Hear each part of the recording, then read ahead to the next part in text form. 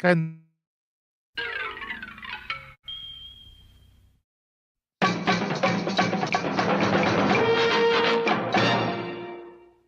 But that's all right. It's me and you. We got a special kind of friendship. I am not your friend. Sure you are. Fishing buddy? Thanks, your buddy. Oh man, it is Wednesday, and we're going to be doing Uncle Buck, which is just like one of my favorite films of all time. I love this movie. I mean, you can do Uncle Buck. I'll do the kid. She's old enough now. Oh my! Jesus Christ! Come on! I got serious. I had that primed and ready to go. Well, you know what's weird? You rehearsed that. The young lady that played Cindy Lou Who in the Grinch Who Stole Christmas with Jim Carrey.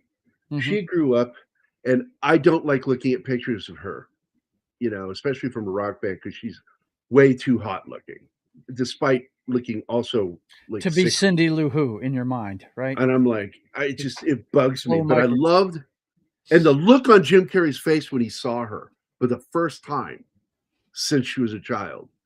And they got photos of it. And he turned and looked at her. He's like, "What?" He's got that look like, "Oh, you are way too. No, this is raw."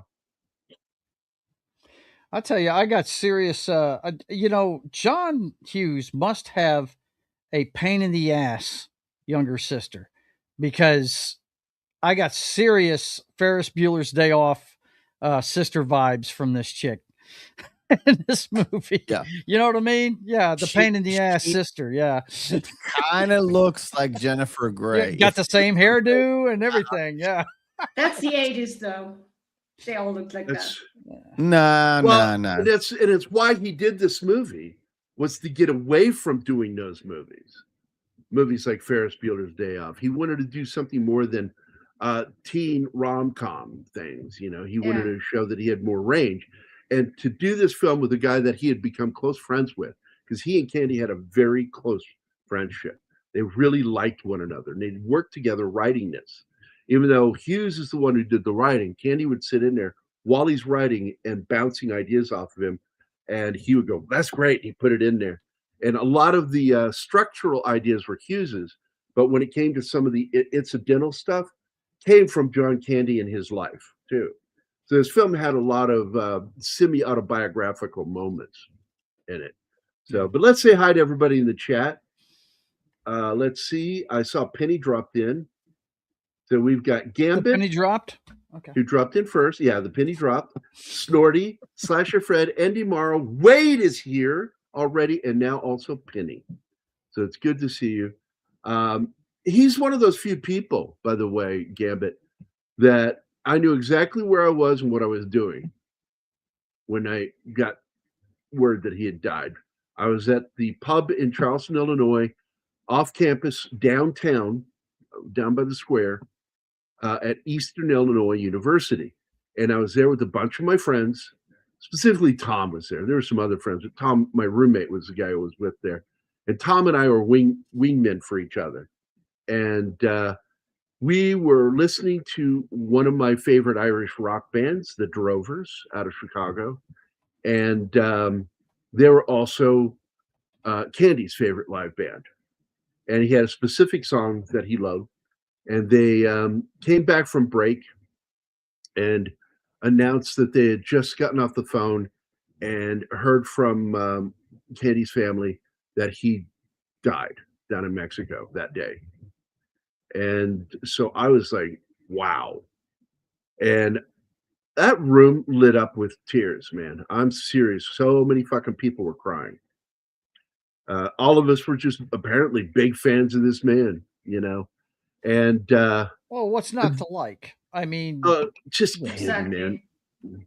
He's the Candy man. Yep. The Candy man. Well, I think a lot of people get him confused with the other big guy from Saturday Night Live that passed away. They get those two Belushi. confused a lot. They really do. Well, wait. Oh, wait. There are 3 fat guys from SNL that have died. Number one, first, Belushi, who Yeah. also just happened to be best friends with Dan Aykroyd, as Dan Aykroyd was also John Candy's best friend. Mhm.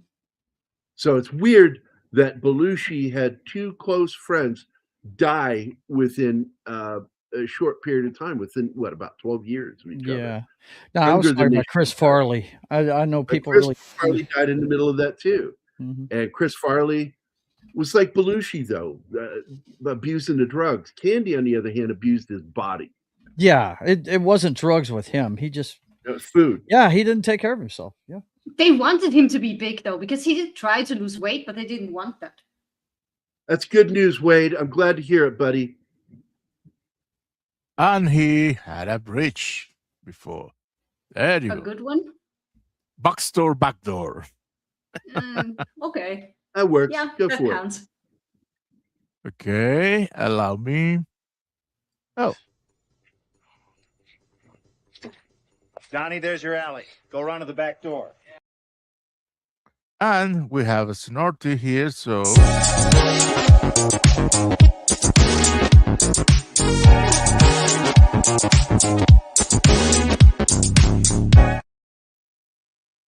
That was pretty fucking cool. Yeah, man, it was cool. Yeah. Oh, I think that what makes Uncle Buck a classic is how we see that Buck becomes a surrogate father to these youngsters. Well, the parents, I'm sure they're loving parents, but man, it's clear they'd rather be someplace else. And that they didn't take the kids with them for Grandpa is weird to me. Well, the kids have But- school. Well, fuck Grandpa, school. Grandpa's dying. right. Grandpa might be dying. I would take the kids with me. I'd pull Priorities, you Zoe know out what of I'm school, and they usually forgive that for family emergencies. The schools won't. They should. They put a what's called a stop hold on their grades, and I think that's necessary. Some schools say that if you have a close family member, or even like in college, some colleges have that. If something happens to your roommate and they die, you graduate that semester or year. You get What? an automatic pass. That's There's even a bullshit. movie- No, there's even a movie about it. That's fucking No. hilarious. I'm saying that the policy is bullshit. Absolutely Yeah. bullshit. And there's this dark comedy about these two guys that get in trouble. They're academic Faking their trouble death? because- so what they do is they decide to get, it's a 3-person room, to get a third roommate in the room And- Oh, that's suicidal, and then try to convince them to end it all so God they can get damn an auto. it. What the fuck? It is a dark fucking comedy, but it ends up it's got a happy ending, and it's fucking funny. Okay. I watched that movie and laughed my ass off. I watched it with Mac again. Mac is the one who brought it home because he worked at Blockbuster at the time. And he says, "Hey man, we just got this movie in. I took it before anybody rented it. I know I'm an asshole." That's Mac. They had one copy of it, and he snuck it out off the shelf. And I was like, "That's fucking funny, dude." Where reenactment of the YouTuber named Brandon Hordesty made of this movie, including a scene where Uncle Buck questions the teacher with the moly. Yeah, this is my first, and what's really funny to me is I made a joke about it too, because the word I used was Nevis. I was in nursing school when this movie came out, and I'm like, you refer to them as a hairy Nevis when you have one of those giant moles on your face with a hair coming out. Oh my God. I love college. Let's see. Gary, I made a new channel, and this is it. Be careful, because that's what got Tom in trouble. Yeah, you better transfer your videos over and kill that one. Because if they What? find anything on it that they don't like, they'll wipe out everything you got. Just Yep. like What they are did you, with what are you Tom. talking about? Tom Connor's his Midnight's Edge Midnight's After Edge Dark. After I- Dark, not the main channel. But I know that Yeah. they demonetized, but what do you need to move? I don't okay, understand. well, if he, all I'm saying is the reason why he got demonetized wasn't even for that channel. It was for a dead channel he hadn't done anything on in years. And they found And it had something on that and repeat said, videos. okay, we're not just going to nuke that one. We're going to nuke everything you have. Yeah, I know. But what was the thing that they found? We don't know. Oh, I don't know what video. He doesn't know what it video. is, but he was specifically told it was because of that channel that he hadn't used in years. Yeah. And I'm just saying, if you've got any, I'm telling him to kill the other channel. If he's got stuff he wants to keep, transfer it over, whatever. But don't leave that hanging out there like a hanging Chad, because it will drag you down. Just private everything. Yeah. Like I don't delete stuff. I just private stuff. But I mean, if he's not using that channel anymore, nuke it. Mm-hmm. Oh no, never nuke a channel. Just private everything. Because the fact of the matter is, if you delete stuff, it's not deleted to YouTube. They keep it for about 7 years and then they flush it out of the system. But if you private stuff or delete stuff, it's the same to them. It's off the market. Yeah, but my question is, why do you keep something that you don't use anymore? As an archive. That's what I did. I have an have archive for our stuff, and I'm clearing it out. I'm deleting it. I had a channel that was monetized, and I just essentially abandoned it. What I did was just private every single video, and that's it. Yeah. Hey, Zex. How you doing, buddy? Hi, Zex. I'm on it. He was running from something, sir. And then he crashed into a DUI checkpoint, committed 10 felonies, and not to mention FUing a room full of cops. You FU me all the time. Fuck you, Kyle! Well, fuck you, Kyle! Because one fuck you is not enough, apparently. Never. Never. We need to drive the point across. I mean, That's it. That was the movie right there. Dead Man on Campus with Mark Paul Glosser. Yes, that's the film, Slasher Fred. I laughed at that movie. Why? Because I've got a very dark sense of humor. One of the darkest things I said was when we came up on a clearly dead man in a vehicular accident. And my partner comes walking up and he goes, "Is he dead?" And with the cops standing there with me, I turned to him, I said, "Little." oh God. And the cops thought that was funny. They were like, Just a little bit. He's a little dead. Man, the dark sense of humor of medical people.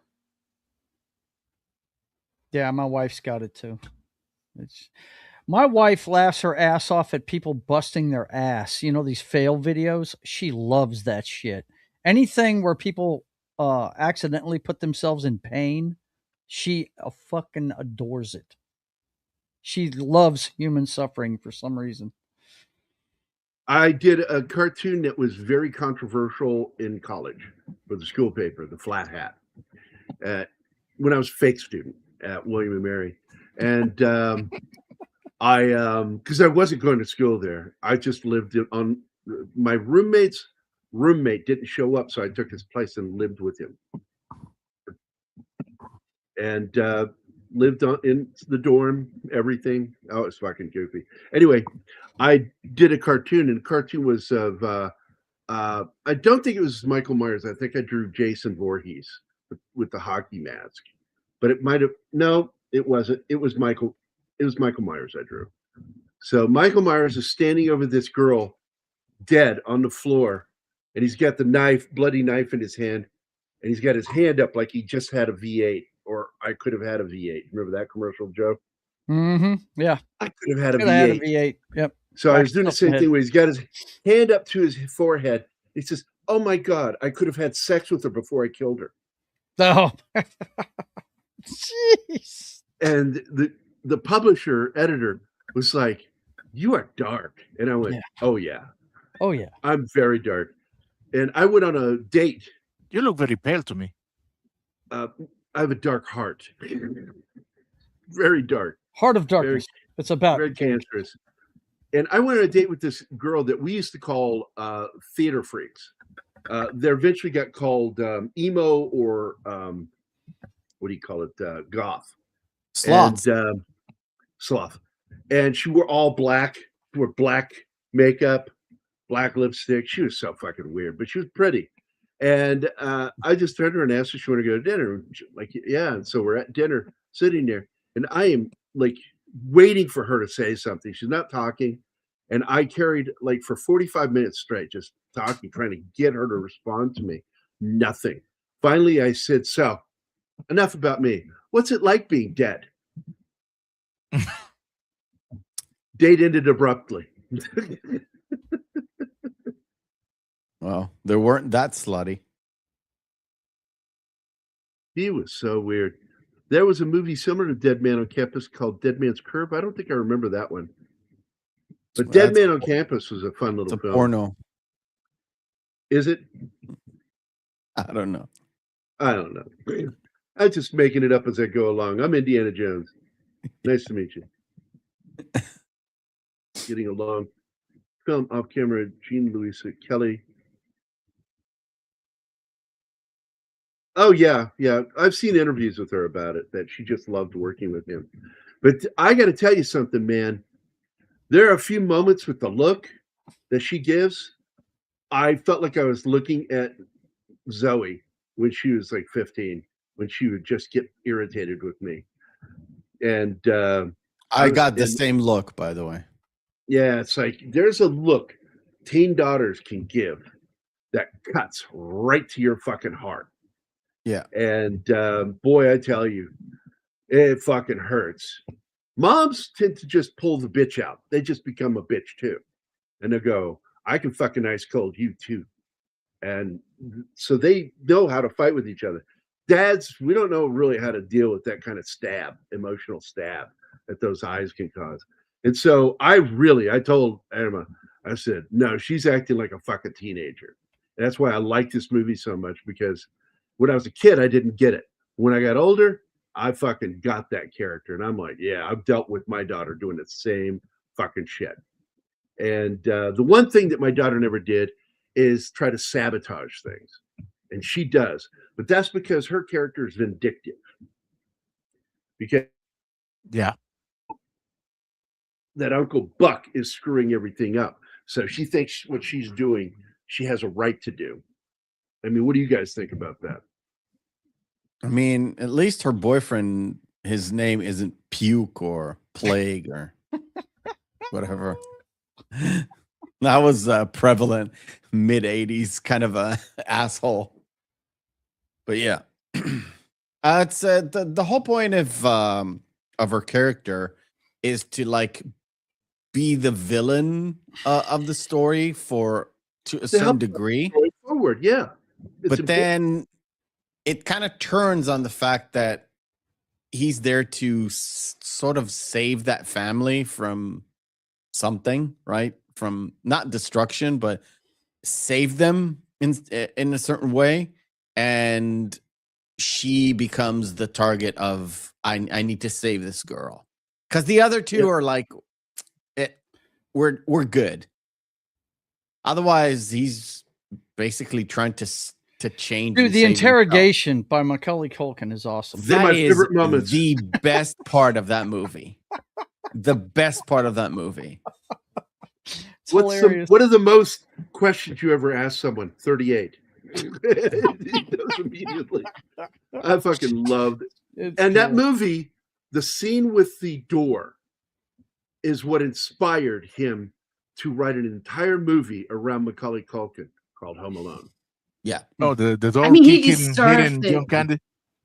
It's when he opens it the third time. Or is it the fourth time? And there's like bad guys looking in at him, and he goes, Yeah. That was the inspiration for Home Alone. Oh man, I fucking love. If you get a great little kid actor like that, he deserves his own movie. Yeah, he does. He's that good. He fucking nailed this role, and I feel bad for Macaulay, because he had really crappy parents, and who abused him and stole his money. I feel I feel the same way about him that I feel about Mike Tyson these days. I'm glad he can laugh at himself. You know what I mean? I'm glad he's in a better place mentally now, because there for a long time he wasn't. So, Oh, he got his shit Well, together. he can He's a still. stand now too. Well, he can also still fucking. Boy, oh boy, did you guys not see when he walked out on that interview? Yeah. And he I got mad at this person. He's like, "What's wrong with you? Why would you ask me that question?" It's like, I'm like, oh God, I would not want to be on the angry end of that fucking conversation. No. Tyson would fuck you up. That's I it. remember when I first saw him fight, I had never seen anybody throw punches like that before. If he'd have stayed with Custom Autos, guys, there's no telling what his winning streak would have been. Yeah, I know. Well, they don't show it in that movie, because I don't think that's all that great a film. The Mike Tyson film that what's his name played, that went on to play the super. I've never seen a movie about Mike Tyson. I didn't even know they made one. Yes, back in the 80s. George C. Scott played his Custom dad Auto? manager. Yeah, he played Custom Auto in it. And it fucking hurt watching some of that stuff, but some of it was just utter bullshit. Tyson called him out. He says, "Look, I don't hold nothing against what's his name that played him in the movie. But yeah, that movie's fucked up, man. It got a lot of shit wrong." And because it took the position of Hollywood and so many people that he did these things. And he says, "It wasn't true. I didn't do a lot of those things." He said, "I said it. I did. I did do them." And it goes all the way up to going to prison. The movie goes all the way up to him going to prison. So I think it was in the early 90s, because I think he got in trouble in the early 90s, right? Yeah, you talking about the Miss America pageant? It's the Robin showing up in Gibbons his room era. Yeah. Yeah, and that's. And people don't realize that he felt that she was grifting him. Robin Gibbons, she was. She was. She And told that everybody he did not. hit her, and she didn't. said, "If Mike Tyson hit you, your face would have been right. You wouldn't have been able to go out. You would never be able to act again because No your face way. would be over here." Yes. Like you think that Molly Shannon, or not Molly Shannon, what's her name from Beverly Hills 90210? The left side of her face. Shannon Doherty? Shannon Doherty. She always looked like the left side of her face was trying to escape the rest of the face. And because it was crooked, like tilted. Yeah. She looked good when she had bangs, but the minute she started wearing her hair back, my reaction was, "Holy shit, what's One up with eye her looked eye?" like it was higher than the other Drooping. one. Yeah. It's the other one's drooping, and it's like, Weird. what the fuck? But And if you've but ever that's what she seen- would have looked like. Yeah. Gibbons. If you've ever seen the interview that Barbara Walters did with the pair of them, that is one of the most uncomfortable things I've ever watched in my life. Mike looked like he was just trying to keep from just screaming during that whole interview, man. And I kind of feel like it was. I think the only thing that, yeah, right, exactly. So the only thing I feel that comes close emotionally and feeling awkward is Will Smith being interviewed by his cheating wife about being cheated on. Yeah. Yeah. I'm like, get a fucking sack. Why are you on this show with her? Yeah. God, what a pussy. Mike that just guy sat is. there and didn't say anything, which is the best move he could have done. Just let her sit there and bury herself, because she looked like a gold digger from hell in that interview.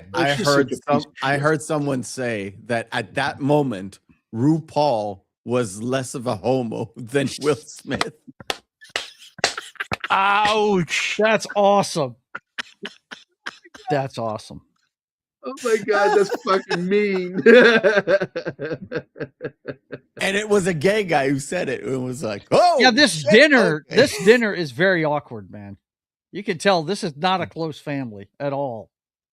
I was at dinner with some of my gay friends, and they just cracked up when I said this at dinner.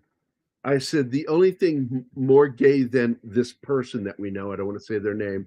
I said, the only thing more gay than him is two grown men fucking each other. And it falls right into the same category.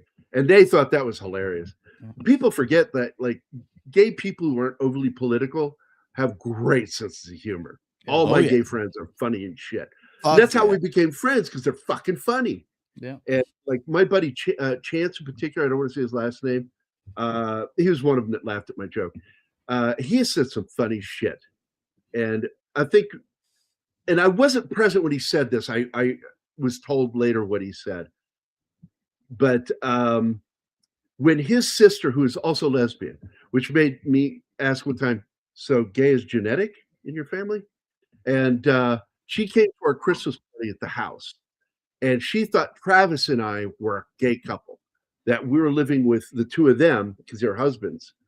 And we were apparently an item in her mind. And Chance goes, oh no, they're not gay. Well, not that I know of. Are you guys gay secretly? You're not telling us? So, not yet. We're working on it. Damn. I am so rooting for Amy Madigan this year at the Oscars. I really love am. her so much. Dude, I mean, she's I've been loved her for around years, so long. and I didn't even know that was her in Weapons. I did not even know it. I was like, holy No, shit. her makeup. Wow. Her Yeah. makeup They did a great job is on her. crazy in that fucking movie. And but Amy goes back to the early 80s too. She was in a lot of those young people movies. Yeah. And the first time I saw her, she was a teenager in the movie. I'm trying to remember what the fuck it was. Let me go look at IMDb real quick. My favorite movie with her, and it's Streets of Fire. Walter Hill's That, Streets of oh my Fire. God, yes. Yeah. We are going to be watching this movie. You've been saying that soon. for years. You have. I made the thumbnail. Fuck you, Martin. I make those thumbnails, and those are my commitment to fucking doing something. But she is so beautiful back in the 80s, man. I mean, she's still beautiful to me now. Yeah. But I remember back in the 80s going, holy shit, who is that? Because as everybody knows, gingers are my kryptonite. Yeah. And that's a fact. It's a simple fact. It's not a truism. It is a fact. She was in an episode of Heart to Heart, Chips, the Ambush movie, Murders, which was a TV movie she did. And I never saw that one. I never saw that one. Never saw that one. But there was one I saw in the early 80s with her that I really liked. And it was, here it is, Love Letters. Because it had Jamie Lee Curtis in it. Jamie Lee Curtis, yeah. Showing And it off. she's just gorgeous. For somebody with a long face, she works. She's just gorgeous in her own way, weird way. And she's in this movie, and a young Amy Madigan is in the movie. And it's a film I tell people, you ought to watch it. It's got some other favorite actors in it of mine. James Keach is in it. And it's got Bud Cort. Does anybody remember Bud Cort from the 80s? Yeah. Nope. I do. Nope. Oh my God, dude. He did one of my favorite movies of all time called Harold and Maude in Harold Maude, yep. 1971. Is also Bill Bell in a little film called The Life Aquatic with Steve Zissou. I love that movie. He's Private Boone in MASH. And he's also in another film called Coyote Ugly. But I've just always loved that guy. What a great actor. He looked like Gary Berghoff. It was because he in MASH he wore round glasses too, just like Gary. And when I first saw the movie, I kept thinking they were the same person in the movie MASH. Great film. Yeah. Then another actor by the name of Matt Clark. And God damn, I love that guy. He's been in some great films, from Back to the Future, Jeremiah Johnson, The Adventures of Buckaroo Banzai, which everybody knows is on my top 10 list of favorite films of all time, The Outlaw Josie Wales. He's in several movies with Clint Eastwood. And the guy did everything from comedy, drama, and horror. Just a fun fucking actor. And is he still alive? I don't know if he's still around. No, Matt Clark. He's still with us, man. And is Bud Cort too? Bud Cort's still with us too, man. Two really good fucking actors. Also, another good film that he's in that I actually really did like, Dogma. I fucking love the movie Dogma. Yeah, Dogma. Cort was in Dogma? Yes, he was. As what?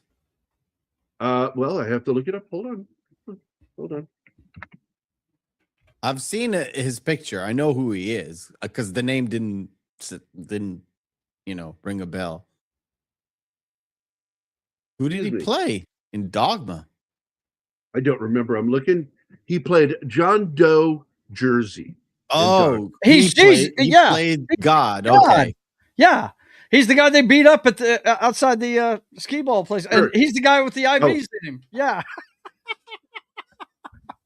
That's Bud Cort, man. Bud Cort. If you've never seen Harold and Maude, watch that fucking movie. I have seen Harold and Maude. I just the name didn't automatically ring a bell. Gary, have you noticed I'm horrific with names? Horrific. I mean, who's the guy in the thing? Maybe it's John Candy. I don't know. I'm terrible with names. I'm terrible with names. Unless I hear them 17 million times. Oh, yeah. Look, I'm not even going to get into it about anime names. Like, I could say a name of a famous movie. And she's like, she does this. I said, well, what about this movie? You know, the movie with the guy that did this thing. We just watched it. It doesn't matter, Gary.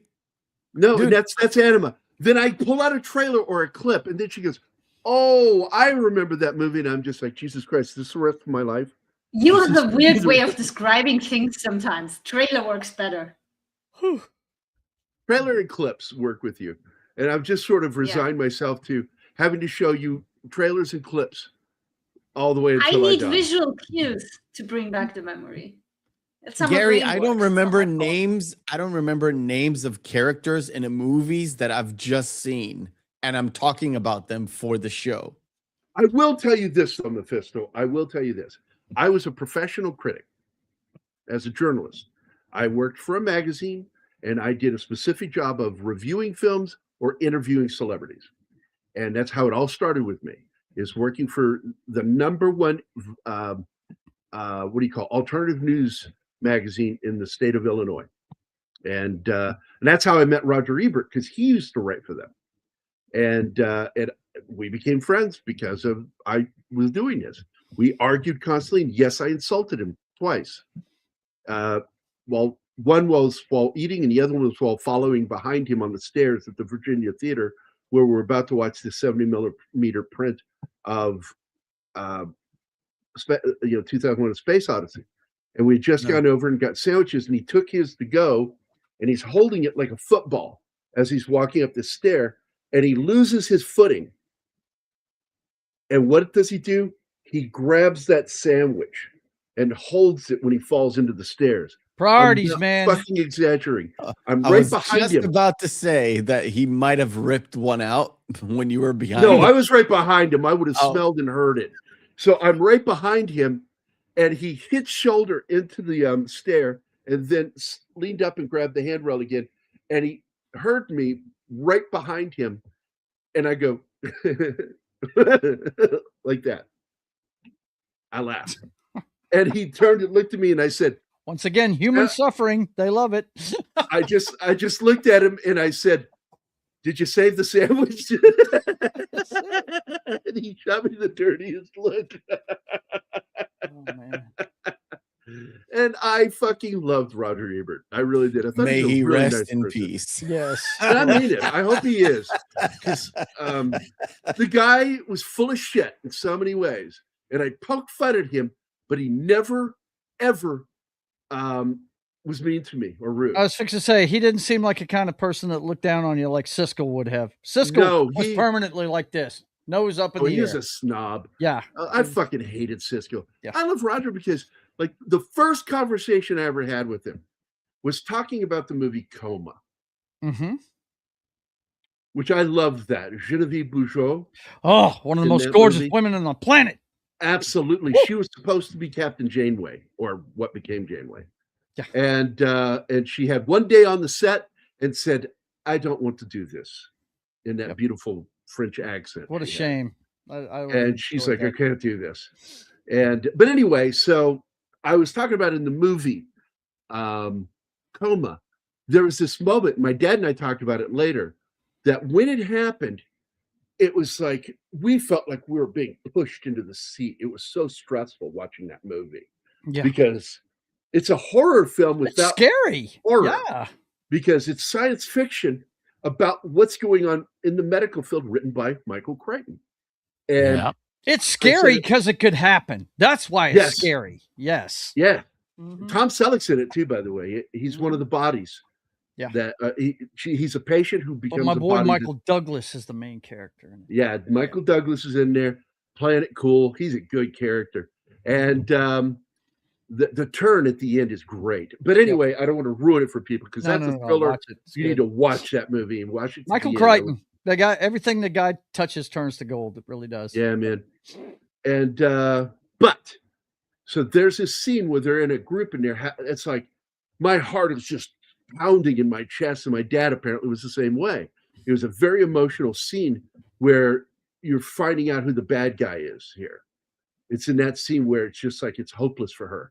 They're probably going to kill her, you know. And I'm sitting there, and then all of a sudden, the boom comes into the shot. Oh my God! Yeah, that's notorious for that. Yes, that one there. And I said that gave us this fucking. Oh, thank God! It's a movie. I forgot. I'm watching a movie. That you get so caught up in it.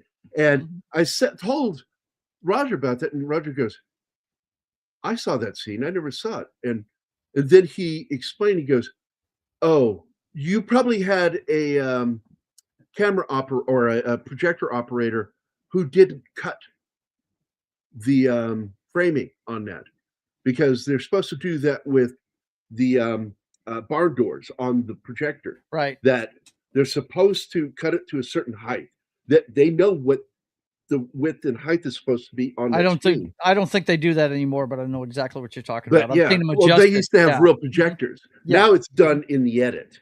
But they would send that movie out, and you could see the mic in some of the shots if they leave that barn door up. But if they cut it to the frame that it's supposed to be, which is 16 by 9, that'll cut the mic out. And he saw it properly shown. We didn't. We had some podunk fucking projectionist that saved us from having heart attacks in that fucking scene. Wow. And that was how I met him, having that conversation about that movie.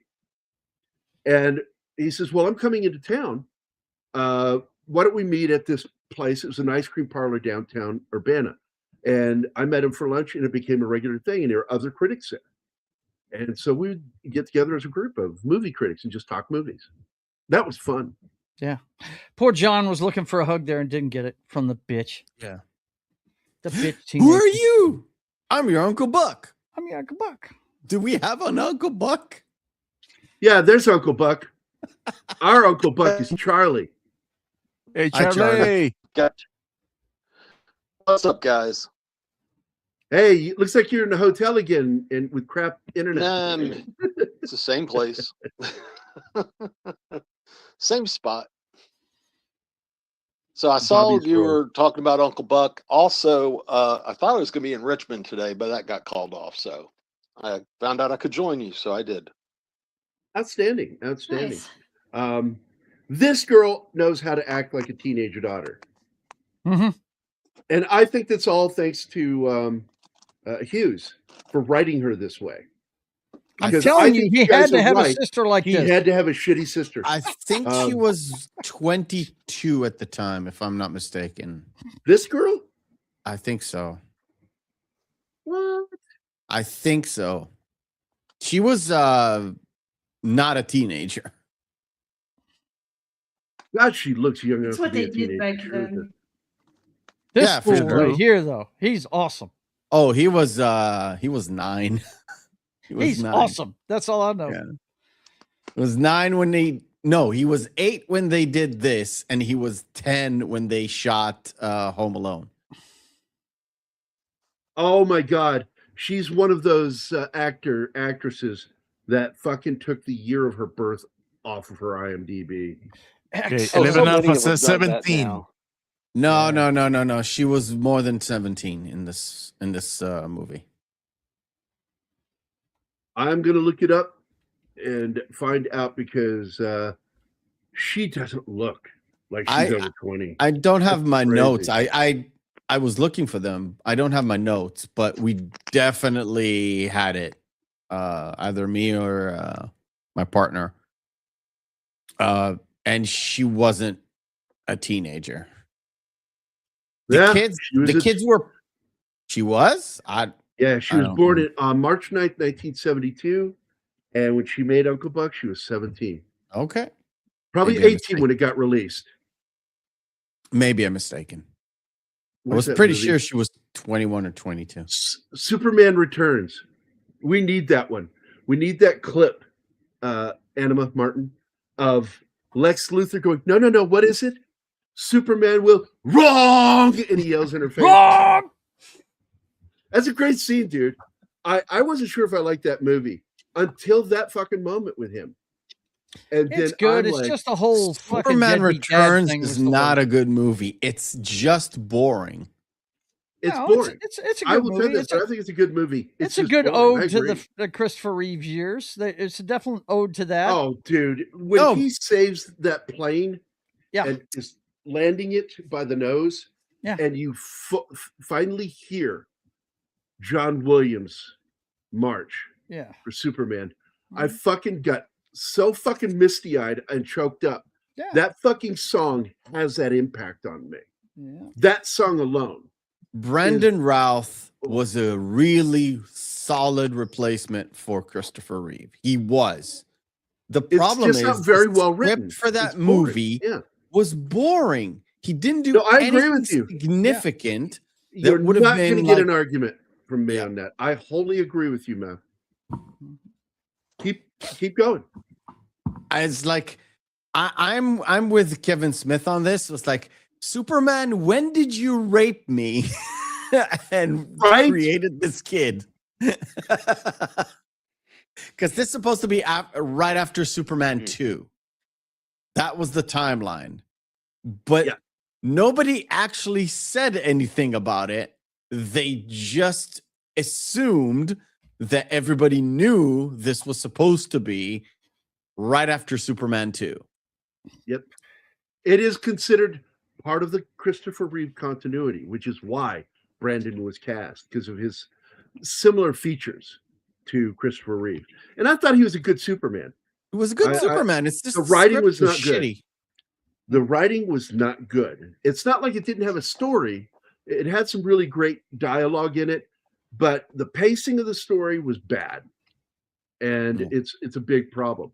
Now, I do want to be talking about a film that Charlie and I went to see together many, many moons ago. A little film starring Peter O'Toole called My Favorite Year. And oh my God, I love that fucking movie. And seeing Charlie makes me think of that movie every single time we hang out or talk, because that was so much fun coming out of that movie and just talk. He and I were just yammering back and forth about that movie. Has anybody here seen that movie? I've heard about it. No. I've never seen it. My Favorite Year. It was nominated for a lot of stuff the year it came out. I do remember that. Yeah. Yeah, it is a great little film. Charlie, did you hear what I was talking about? No, I didn't. I missed it. I said one of the films you and I went to see together was a little film called My Favorite Year with Peter O'Toole. Oh, yeah. And I want to do that this year or coming year, 2026. Yeah. And I'm only going to do it if you're going to be there, because you and I, having seen that movie together, I remember how you and I wouldn't shut the fuck up after we saw it. We just kept yammering about that movie, walking out of the theater, in the car. It was, like, just talking about how awesome definitely it a was. movie that kind of changed my cinematic view, as it were. Just all the elements. It's such a simple story about a comedy writer that worked on the Sid Caesar show, which they changed the name of in the movie. And he plays this on the outs, heroic sword fighting actor who is a drunk, and his life has fallen apart. And through his being on this stupid show, he ends up getting his life going in the right direction. and having a relationship, friendship with this little Jewish comic writer. And I love that fucking movie. And it's the one that was in the show where his cousin from Europe comes to live with him. Balky.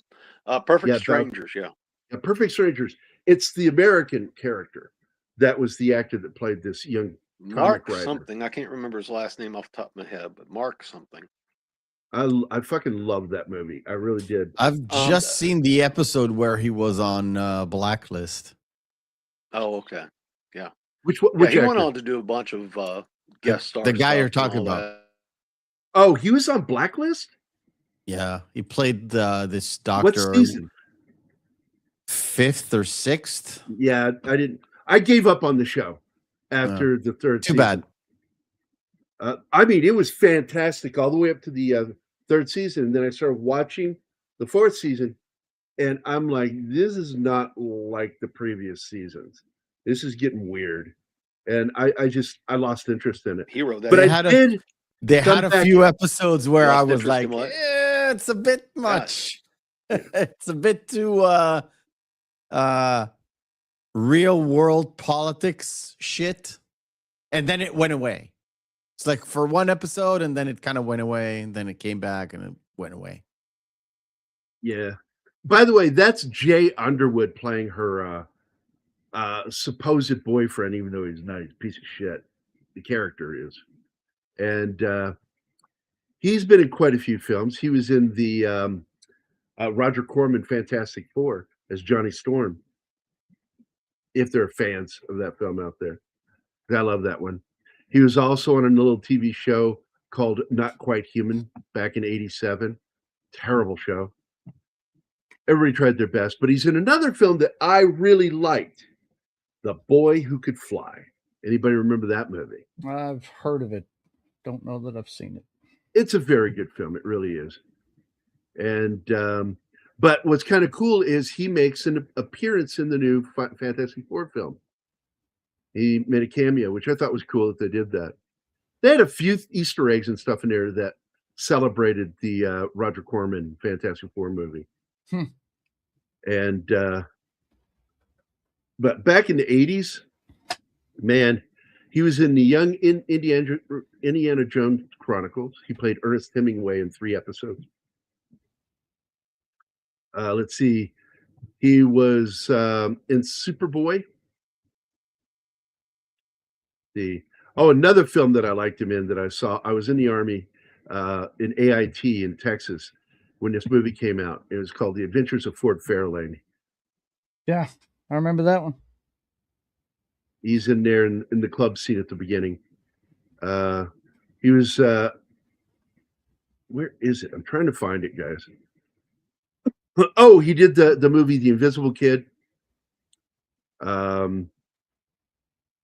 He was in one after school special back in the 80s. And he was in a little film that I loved called The Boy Who Could Fly. And I love that movie. I really do. It's one of those good fantasy films. And he had one of those comical faces, a face you want to punch, which is why he's so good in this, playing an asshole. Trying to force his girlfriend to have sex with him. She's 15, man. I love Candy. This is where it gets dark because there's a menacing side to Uncle Buck has a menacing side, yes. Very scary dude. When the drill scene is like, what's he gonna do with the drill? Like, what was that? Yeah. I love his car, by the way, with that big backfire. Yep. Oh God, yeah. And I will tell you this, with all the shit that Zoe put me through, Meth, we didn't always have very good cars. You know, I had a couple that were junkers. That girl was never embarrassed of me when I gained all that weight. Never embarrassed. She wanted me to visit her at school. She liked it when they could have parents' lunch day, where I get to go into school and have lunch with her. Loved it when I took her to school. She hated riding the bus. She loved it when I would drop her off.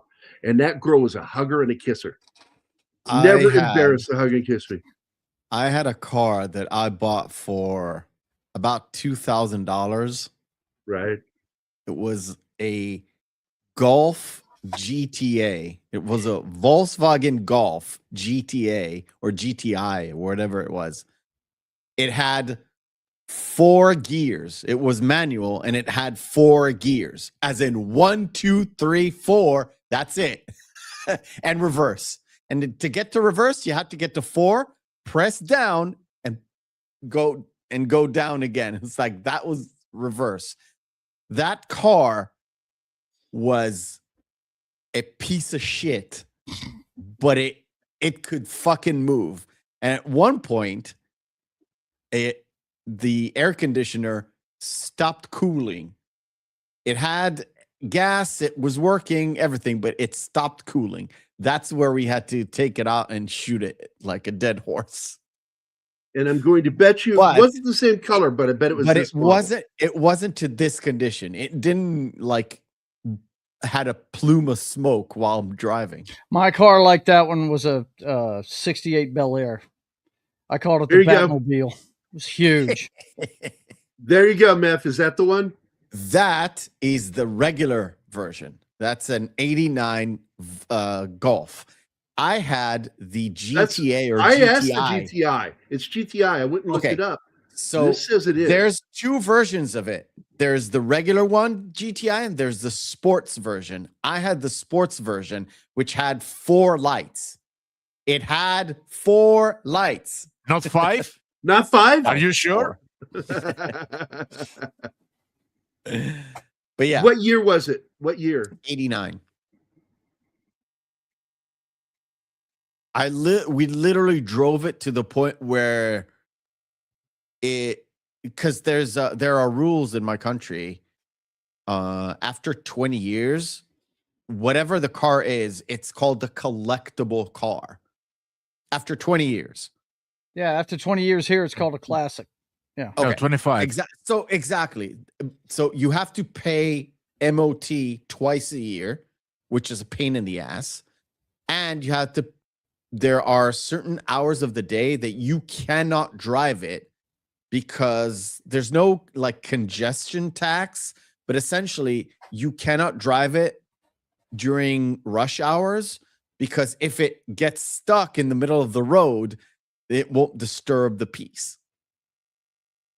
So you had like fully restored. I've seen like fully restored. What was it? With like a Trans Am, like an 80s Trans Am, fully restored. Sounds, it purrs, but that's the car. That's the car. The GTI. That is one of the best cars I've ever driven in. Not gonna lie. Really good car. It was just, it ran perfectly until like the last year, and it just fallen apart. Yeah. Technically, it said to you, "What else do you want from me?" And look, it had original parts in it, like engine parts and everything around. Like everything around it was original. Everything until that last year, where it just wanted to kill us financially. And then we had just trying to keep it on the road. Yeah. Yeah, and it was just about to go into like classic mode. I was like, okay, fine. And the people who took it and graded it gave us half of what we paid for it, which is awesome, by the way. This was my car for quite a while. It took my ex-wife to destroy it when she said it. I kept asking her, if you check the oil, is the oil in there? And she's like, yeah, it's fine. Yeah, it's fine. I went, are you sure? Because I haven't bought any oil lately. Have you bought oil for it? Because she was the one driving it. And she goes, yeah, it's fine. Yeah, it's fine. And because her family runs a garage and she works in the garage, I assumed she understood how to read a fucking dipstick. Okay. And I finally jumped in the car and we had to drive all the way from Lebanon to Fort Leonard Wood, St. Roberts, Missouri. And we get 3/4 of the way there and it's acting up, man. It's acting up. So I pull it over and check the oil, and she checks the oil. She says, "Let me do that." I went, "Okay." So she goes to do it, and she says, "See, it's got oil in it." And she shows me the dipstick, and there was a streak of oil that went all the way up the dipstick, Of course. on the edge. Yes. And I grabbed it. I said, "That's not the part you read. Here, where the line is, where there's nothing."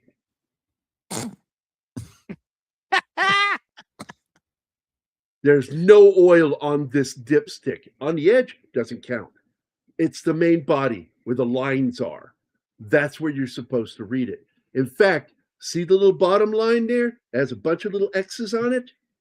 That means you're empty if you reach that. Need some. And also, I want a divorce. I really. She locked the engine up, froze it. I had this car for years. I was thinking, because a Honda Accord, man, this thing, if you take care of it, will probably outlive you. The question is, how did you fit in? I wanted to say it about my Hyundai, and I had to go out back and shoot it. Yes, I am 6'3". Okay, I fitted this car because it had bucket seats. Bucket, and you get in and you sit down almost to the bottom of the car because it has a well that the seat goes into, and so I would not hit my head in that car. I mean, I drive American trucks, okay, pickup trucks like 150s and shit like that. This is how I sit driving, with it touching my head. You know, I often have to put myself back further than I like. Don't go into a modern Toyota. I stepped into one. Yeah, I'm not as tall as you. I'm 5'11", and the thing was just hitting me here. Yeah, and they will wreck your back. Yeah, 5'8", I think, is the average height of men. All right, and those with what, Joe? What, Joe? Nothing. I'm stretching, bro. He's I'm listening stretching. to the car talk. Well, I thought you were saying I win. No, not at all. I told you what my car was. I'm just listening to you guys. And back to the movie, Tia is a piece of shit. Dude, so She wrong really for is. this. So wrong. She was a piece of shit for 3/4 of the movie, where she used every single piece of information to get back at Buck, or to sting him, or to make sure he looks bad, to his girlfriend, to the parents, everything. Well, she even lies. And only the kids, she sets him up. Saw through Buck's sort of stoic-ish, I don't have any kids kind of persona, and they mellowed him down. And the two young kids are the reason Buck kind of warmed up to his girlfriend, essentially. But Tia is she is wreaking havoc for sure. Well, look at those eyes. She is an absolute little bitch, and she sets him up with his girlfriend to fail.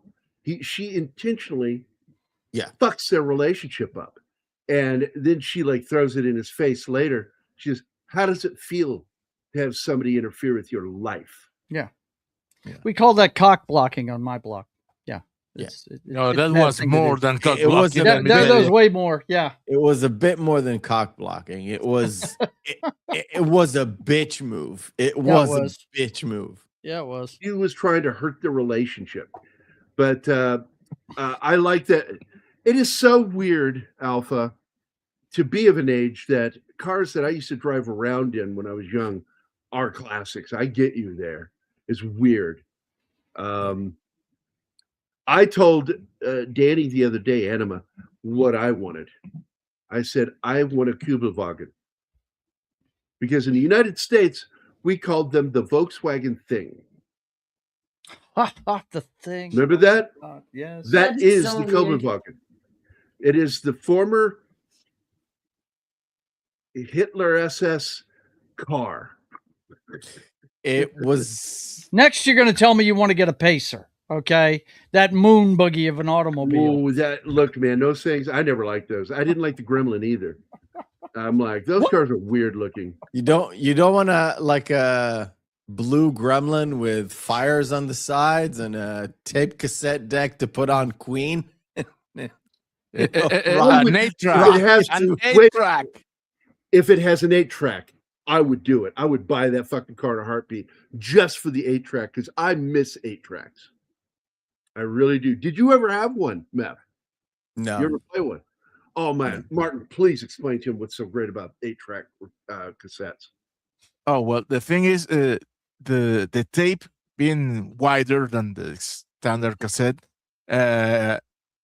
could store the full length wave of the sound.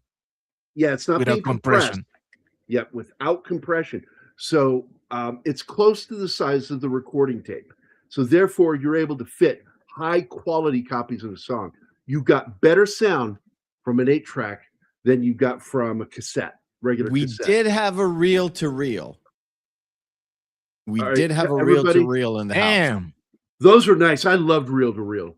And boy, when you bought an And my album, dad had one. that too. was not cheap. No. It was expensive. I grew up in a I saw house. somebody buy a Beatles album on reel to reel. It was $115, and that was my old friend Mike Chafin. He's still a You have friend. to understand, my parents who are divorced, but I grew up in a house where if my parents were home, there was always music in the house. Right. Mostly not the reel to reel, but it was like we had stacks and stacks and stacks of fucking vinyl. Yeah. Like a lot. A We had lot. a cabinet with nothing but 70s rock and roll, and the bottom It shelf was- of it was country it for my was mom. And there was everything. 800 albums in our living room alone. Yeah, it was everything. It was rock and classic and everything. And plus, like for the kids, we had stuff for the kids. Me and my brother, but my brother wasn't into music back then. Yeah. Dad had a reel to reel, but he just recorded with it. He didn't buy, he bought vinyl and then recorded the stuff. Well, the first onto the recordings that reel-to-reel. I did playing music was on reel to reel. Yeah. I know a And lot I of you love doing musicians that. had them. Yeah. Mhm. It was not mine; it was my roommate's. And so he was a guitarist and I was a drummer, and he could also play the shit out of bass too. He was fucking awesome. And the irony is, he reminds me of Keith in that I listened to funk and soul in my room, and in his bedroom I could hear the fucking Who, Beatles, Rolling Stones, like classic 60s and 70s rock, while I'm in the other room listening to funk and soul. And I remember telling him one day, I said, "I'm blacker than you, just so you know." That's good. Wait. Did you vote Biden? Goddamn right. You ain't black if you didn't vote for him. No, anyway. So I wanted to talk about somebody else that's in this movie is Laurie Metcalf. That's why I paused it. Because Laurie Metcalf is fucking hot in this. Yeah, and she, you know, her character really reminds me of the neighbor in Edward Scissorhands that's Yeah, trying to get yeah. him to fool around. Like with her. Really? Yes, actually, the same kind of makeup Like and a everything. T-Rex Right. trying to eat everything that moves. Exactly. Yeah, Now, I knew you it was know- her, but boy, she does look different in this movie. She does. Does anybody know what other actress got her start in this movie and ended up in a movie of her own with Macaulay Culkin? I don't know, but look what Matinee is saying to you. Gary. Oh, you're talking about My Girl, right? Yes, I am, and fuck you, D-Bud.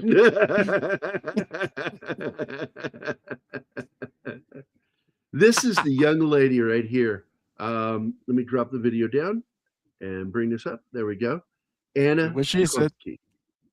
She's, she was this cute girl, and she grew up into a beautiful fucking woman. Like, she's got like that classic kind of beauty, not hot, but because she's got a goofy grin.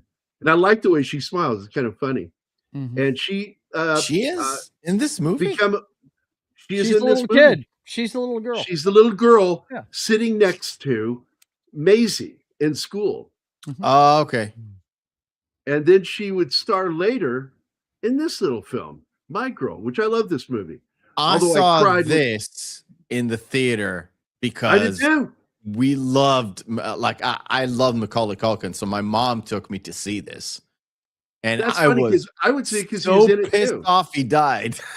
Spoiler. Oh my god, I Thank fucking you. cried. I was so sad when he dies from a bee sting. Of all fucking things. From hundreds of bee stings. Yeah. Well, it was the first one that killed him. Because he had severe anaphylaxis. Yeah. And one bee sting alone will kill you. Dan Aykroyd's in this movie along with Jamie Lee Curtis. Yeah. And they own a mortuary. A mortuary. Yeah, he's a mortician. That's right. I love this fucking movie, dude. We need to do it. I didn't know you would love something like this.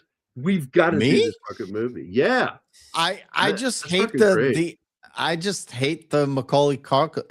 It's sort of a childhood thing where it's like it just broke me. It's like Macaulay's dead in this? No way. It They just you killed the go out. star. You go out of, Did of I the point movie. at you? There's a happy ending, but it's not really happy ending. It's a somber happy ending. And this falls in line with stuff that Hollywood will do every once in a while. They'll make a movie with a big star in it and then kill them. Yeah. And the first one to really do that was Psycho. Psycho, yeah. Billed it as her movie. Janet Yep. Leigh. She was the big star. And I mean, she showed up, she was lasted whack. halfway through. Macaulay Culkin Guys, at the lasted end like of 3 first quarters act. into it.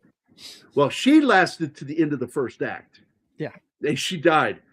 He stabs her at the very end of the first act. A lot of people don't know when they're watching a movie or when they're reading a script, without the word being put there, first act. If you understand the structure of storytelling in film form or script form, like plays, most plays are 2 acts, whereas movies can be 3 acts. And I love that. And you can feel the transition in a movie. You know when you're transitioning from first act, because then you begin to get into the crux of the story. That's now second act. First act is for introducing your main characters and what they do and who they are. Second act is when the shit starts to happen. Third act is when we begin to conclude what happened and what the outcome will be. That's it. And it's like a joke. A joke is the single best explanation. So is magic. Magic is really good because they both follow the same rules of the 3-act structure. Jokes and the magic acts. And there are actually special names in magic of what they're called, which you hear Michael Caine explain in the movie with The Prestige. The Prestige. He explains what the Prestige is. That's your third act. Yeah. And I love that. That movie is so fucking good. We have to do that movie too. I fucking love that movie. The Illusionist came out the same year. Don't get me wrong. Great fucking acting. Gandolfini and Edward Norton. Ed Norton. Yeah. It's a really, really good film. Prestige is a Nowhere near Nolan the flick, though, Prestige. isn't it? Christopher Nolan. Christopher Nolan brought Wolverine and Batman together in one movie with Black Widow. Look out. Look out. Fuck you who don't know that. And he did it between Batman Begins and The Dark Knight. Yep. Sandwich Right between there, those man. 2 movies. That is such a great fucking movie. And it's science fiction. Yeah, it And is. you don't realize it until the third act that you just watch science fiction, because one of the main characters, played by David Bowie, beautifully, by the way, is Tesla. Tesla, yeah. Yeah. He plays Tesla. And his servant is Gollum, because it's Andy That's right. Serkis. Yeah. Fuck, I forgot that. Yeah. Gollum. Everybody actor plays- forgets that Andy Serkis has a really important part in that movie. But yeah. It has to do with hats. Yes. And you won't know what the fuck we're talking about unless you watch that Unless movie. you watch the Prestige. Yep. Yeah. That's it. I love how they showed how he did things when he was in Denver, because that's really close to how the shit went down there. And I thought, my God, I love this fucking movie. I have problems with Christopher Nolan. Like, I was annoyed with that last Tenet, because it's like you focus so much on the science of this, the physics of this, you forgot to pay attention to the story. Yeah. There wasn't the other enough thing, time in that story. here's what I wish he'd do. I wish he would hire a sound man, because my God, man, his soundtracks get so loud you can't even hear Muddy. the people. And absolutely, it gets Yeah, muddy. It's ridiculous. I agree with you. I am not going to watch his new Odyssey film. Not even remotely interested. His Really? casting tells me why I'm not going to watch it. Hmm. I'm not going to watch his movie. Yeah. It's terrible actors.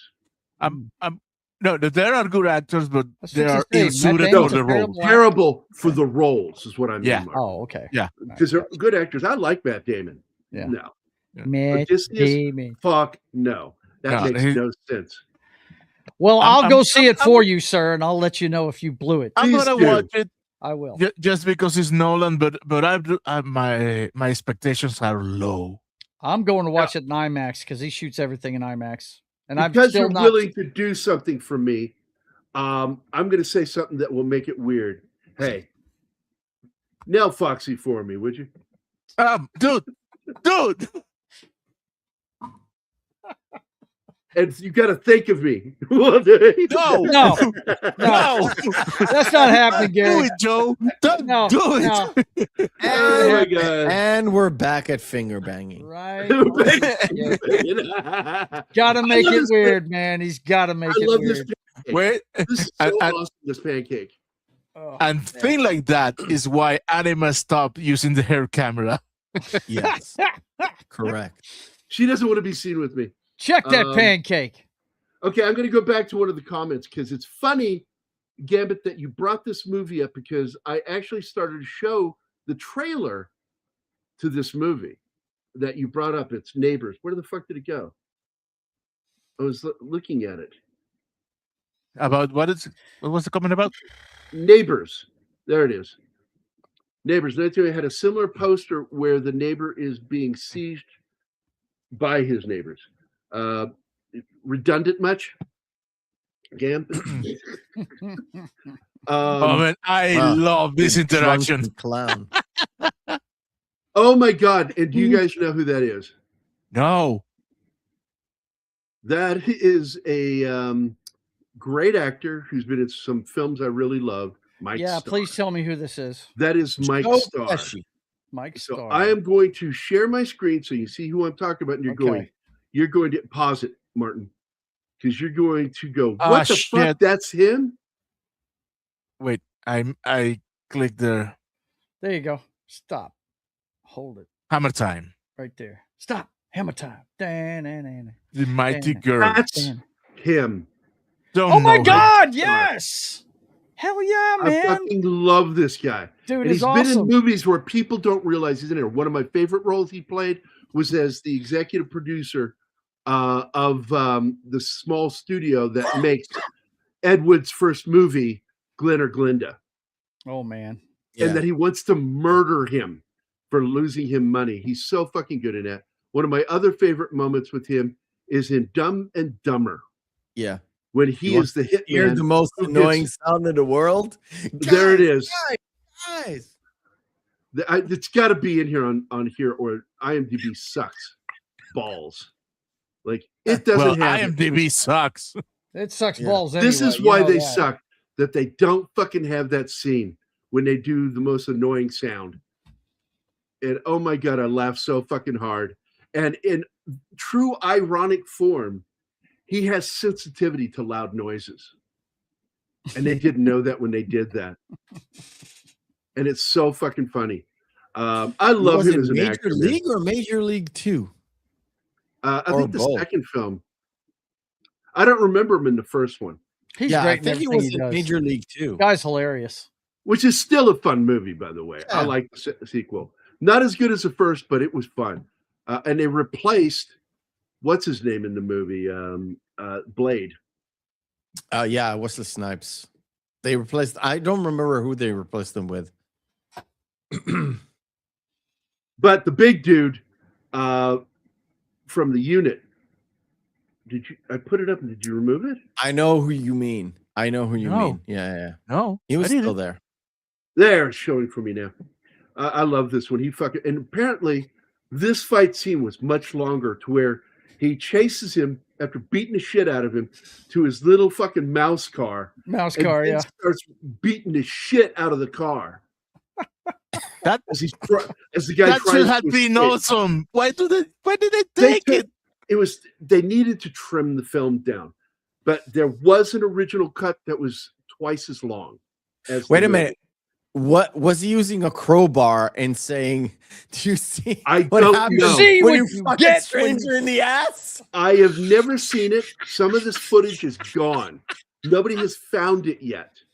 But he Do you beats the see what shit out of that happens, car. Larry? And what's so funny is there's more dealing with Macaulay Culkin's character with all this shit going on because they're not showing you the impact Uncle Buck is having on him in particular because he's not popular. He's terrified of school, bullies, and shit like that. But because of Uncle Buck and the weird lunches he keeps making him, the kids become involved. Like, well, what did he give you today? And he'd pull everything out of the bag, and there's a sandwich, and he goes to open it, and all the kids are leaning forward, and he opens the sandwich, and he goes, "It's just tuna, No mayonnaise. no mayonnaise." I And mean, He becomes there famous is for his one. weird lunches, and I love it. There is one Yeah. short scene where he is doing the lunch, but that's like the first. Yeah, one. everybody Do you think scatters. There's another man, one. yeah. Yeah, they're not showing it. They also don't show us in the movie the breakfast he made, which is really fucking disgusting Oh, yeah. because it was cut from the film. All I have seen is, thanks to a video today, are the stills because there's no video footage available. In some Well, of the he did scenes. mention the fact that he put onions in the He put eggs. onions in In the the eggs. eggs, yeah. The eggs were all cooked till they were dry. They were crumbling, and it was so gross. And there were peppers in it, and also like a out of date grapefruit. Yeah, Dry yeah. grapefruit, They put yeah. a How do you grapefruit have on an each one. I out of didn't date notice that, yeah. grapefruit? Yeah, you can see it when he puts the plate down. Yeah. There's a weird looking grapefruit where it's sunken in a little bit. Oh, And okay. it's because it was fucking out of date. It was old. Oh my god, I fucking love this movie so much, man. I want Oh, to see the I- cut material. I though, remember because- now. He does have a weird name. His name is Bug. That's why I said some of these Yeah. guys had these weird names. I said Bug? Puke or Gnat? Plague Bug? or like Sounds his the name same is to me. Bug. I haven't seen this like in a couple of years, Yeah. but Which is all funny of because these he wanted to call guys- him another bug's name, like a mosquito or something. Yeah. Mhm. all of these guys in these Gnat. 80s Called him a movies gnat. that were like shitheads, like snobs or Yeah. shitheads like that one, all had these weird names. They had a Who real was the king name, of that? but the nickname was like stupid. Who was the king I don't remember. playing cads in movies in the 80s? I don't remember. I'm so bad. You know, There were a few guys that did it. There were a few guys. Well, I remember the first time I saw James Spader was in a John Hughes movie. You know, it was Some Kind of Wonderful, the one he made so he could do the actual ending he wanted for Pretty in Pink, right? That one there, James Spader's the asshole in that one. There Yeah, you but he go. does- There it is. You nailed it. He was the king of CAD Yeah. in the 80s. Yeah. Nobody could play a CAD like him. Yeah, James Nobody. Spader, man. He was but awesome. he Waiting for you to say his name. but he didn't have a weird name. No. That's what I'm saying. There's No, not in the movies. No, you're No, right. not like Blaine. no. There's a bunch of these I would never roles. be friends with someone named Blaine. I would. There's a not. bunch of these roles No, where wait. you had a He is the guy in Pretty in Pink. It's somebody else. Yeah. The guy in Some Kind of Wonderful was he's the guy that's in the Clive Barker movie about the monsters, the town with the monsters in it. Nightbreed. It's that dude, the guy that played the lead. Oh, in that. I yeah, can't that remember his dude. name. Yeah. but he's the asshole in that one. Yeah, James Spader's the one in Pretty in Pink, and he's awesome. Yeah, he's awesome. Yep. I got the two of them confused there for a second because those two movies. I don't know if people know that or not. Pretty in Pink, the ending of it changed because Molly Ringwald bitched to the producers that she wanted to get with the rich guy at the end of it. Yeah, her mother and her agent. Yeah, they wanted. So they changed it. The way John Hughes wrote it was she was supposed to get with Ducky at the end of it, and and they wanted to change it. So he went ahead and made some kind of wonderful and gender swap the parts and did the movie he really wanted to do with Pretty in Pink. Yeah. Yeah, and I, by the way, prefer that film. So do I. It's an artist as the main guy, Eric Stoltz, right? Mary Stuart Masterson's awesome. The drummer chick, the nerdy drummer chick. Yeah, and she's clearly in love with him. Yes, and movie. He's dumb as a box of rocks. He can't tell it. Yeah, he couldn't figure it out until the end of the fucking movie, and then he leaves the girl that from the Duck movie, Howard the Duck. Yeah, Leah Thompson. He walks away from. She's the mom in Back to the Future too. Yeah, and my God, she's so. That girl, Mary Elizabeth Masterson, was that it? I just. Mary Stuart Masterson is Mary the girl. Stuart Masterson. Yeah. Good God, she was gorgeous. Yeah, she was one of those actresses that could pull off the pixie cut. She's like Amy Madigan. She's one of these people that's a chameleon, and you really don't recognize her right away. Yeah. The weirdest part is when she has long hair, she doesn't look the same to me. No, when she doesn't. She's got the pixie cut. She looks so fucking good in a pixie cut, like she did in Some Kind of Wonderful. And it is, in my opinion, the better of the two. Yeah, I like it better too. Casting. Despite the fact they have two great actors playing the dads in both films. Yeah. Two great fucking actors, man. I like it. I like that one better because of the interaction between the father and the son, Eric, because I think we've all had that moment with our dad, when do I get to do what I want to do? Well, look at how frightened Candy is from that mole. Right. This is a great scene. This is when you find out he really does love his niece and nephews, man, because by the way, when I was in college going to nursing school, I had to learn how to nurse. No, there was a nipple that I actually do have one. I have an identical mold to what my daughter has. Mole. She has it here. And that movie right here popped into my head, and I said something in nursing class about this. I said, oh yeah, she had a hairy nevus. Ask Foxy what that means. I don't have to, man. She's got a beauty mark. It's right here. She's got one. No. There's I'm talking about a fucking nevus, gigantic fucking monster. There's a guy over here. His specialty is like if you're a guy, if you're a man, and you have a let's say a growth coming out of you, you go to this guy, he wraps it in this horsehair and pulls, and then lets go. What? And 3 weeks later, it just falls off. Yeah. He's doing basically what freezing would do. He's constricting the blood flow long enough to kill it, and then it'll just fall off. But his treatment is like, I'll do this for you, and it will go away in 3 weeks. Or you can go to the doctor and have it removed and pay like a bunch. Yeah. I also bet that fucking hurts.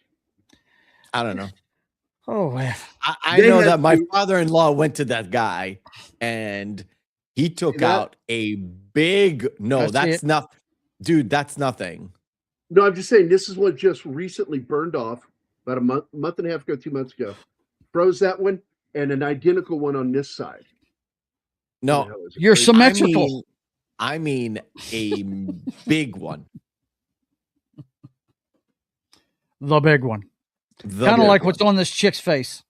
Exactly. Just bigger. Well, everything he says here is so fucking funny. Tumor. Yes. My growth, my pimple. And yeah, I wish he had said melanoma. Melanoma kept going in there. Yeah. Melanoma my name is Harry Nevis. but he lets her have it. I think he probably got in trouble because of some school administrator like this when he was a kid, and he just lets this chick have it, man. It's great. I love it. Yeah. And the little I kid once waiting said- his turn outside. Yeah, and hears he's it on loving his it too. face, He's like- hearing every word of it going. I not only turned my school vice principal into a villain in my book, Vindicated. That's the name of the corrupt SWAT commander, Blaylock.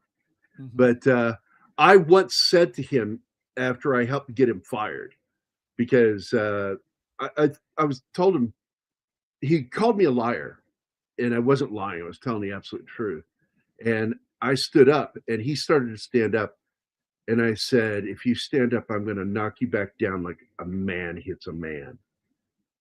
And he sat back down. He did. He sat right back down, because I was a Golden Glove boxer at that point. It was like well known in town. Well known, It was yeah. Featured in the sports section of the local newspaper, which I showed Anima some of the photos of me boxing. Those were all done by the school or the town newspaper, because I was the best fighter on the team. And then I quit because I went to Richmond, Virginia, which is, it used to be the capital of murders in the United States, Richmond, Virginia.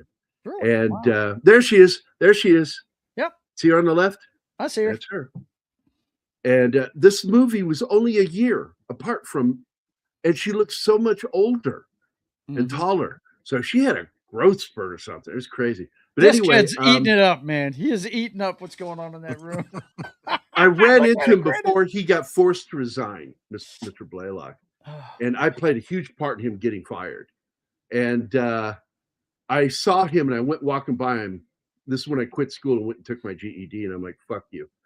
I walked by, I said, hey, beat any kids lately? The first thing I said, everybody laughed and he got mad.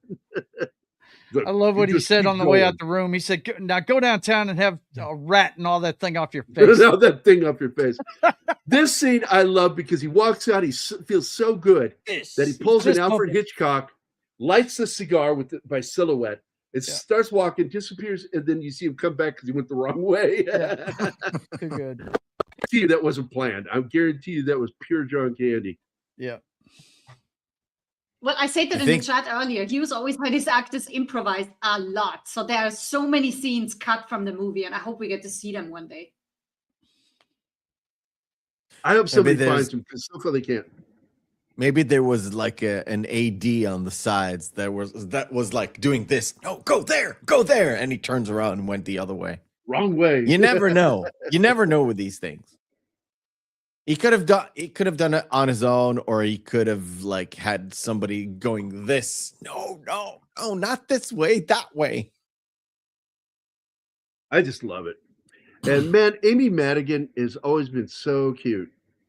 And to find out that she was a horrific witch in that movie just blew my mind. Yeah. I'm like, Yeah. what? I mean, the makeup job, like you said earlier, was dynamite they did on her. I had no clue that was her until I found out. I didn't know it until they friggin' put out the announcements for the Academy Awards. I was like, holy shit, you're kidding me. That's her. Then I went back and looked. I was like, oh my God. If you haven't seen Weapons, by the way, you should see it. I hope that I haven't seen Weapons yet. I hope it wins some awards. Oh, the cat It'll be scene. nice. This is the cat scene. Oh, yeah. Someone let the cat out. We don't have a cat. Okay, you got to go. Get out. Shoot. The freaking cat is fighting all the way. Don't let it go. It's gonna shred you. Man.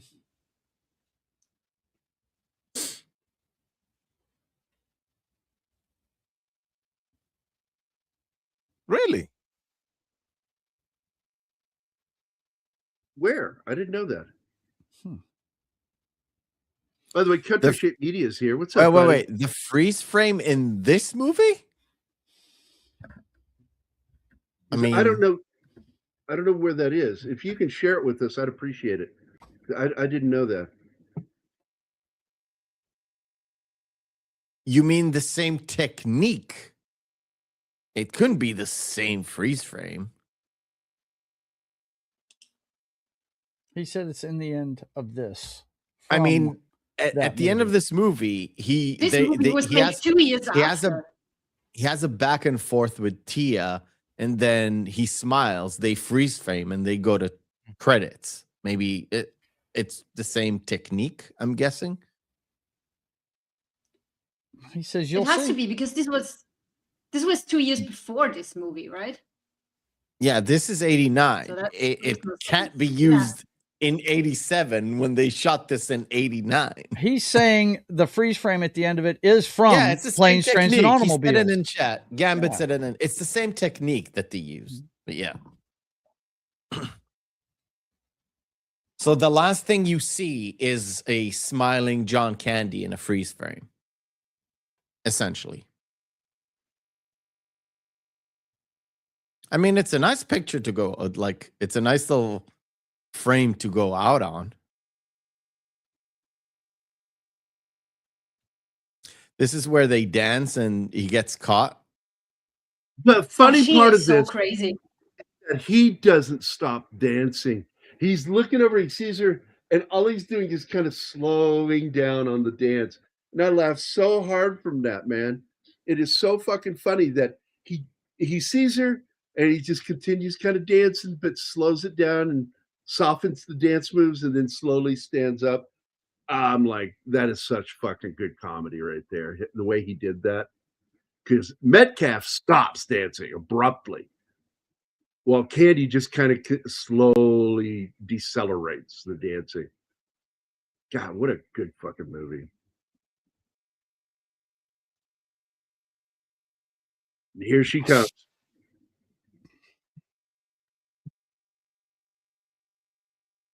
Oh, yeah.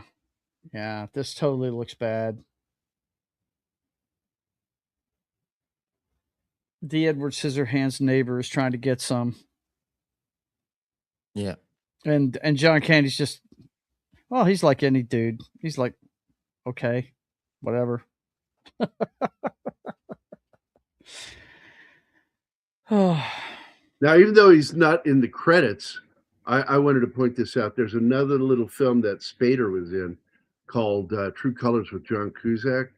And our dear Charlie, who lost connection, couldn't rejoin us, I guess, was in that movie, True Colors. He worked for Spader's character, and you see him in several scenes. I was so proud of him. I thought he was going to keep doing that, but no. James Spader's a good actor. He's kind of like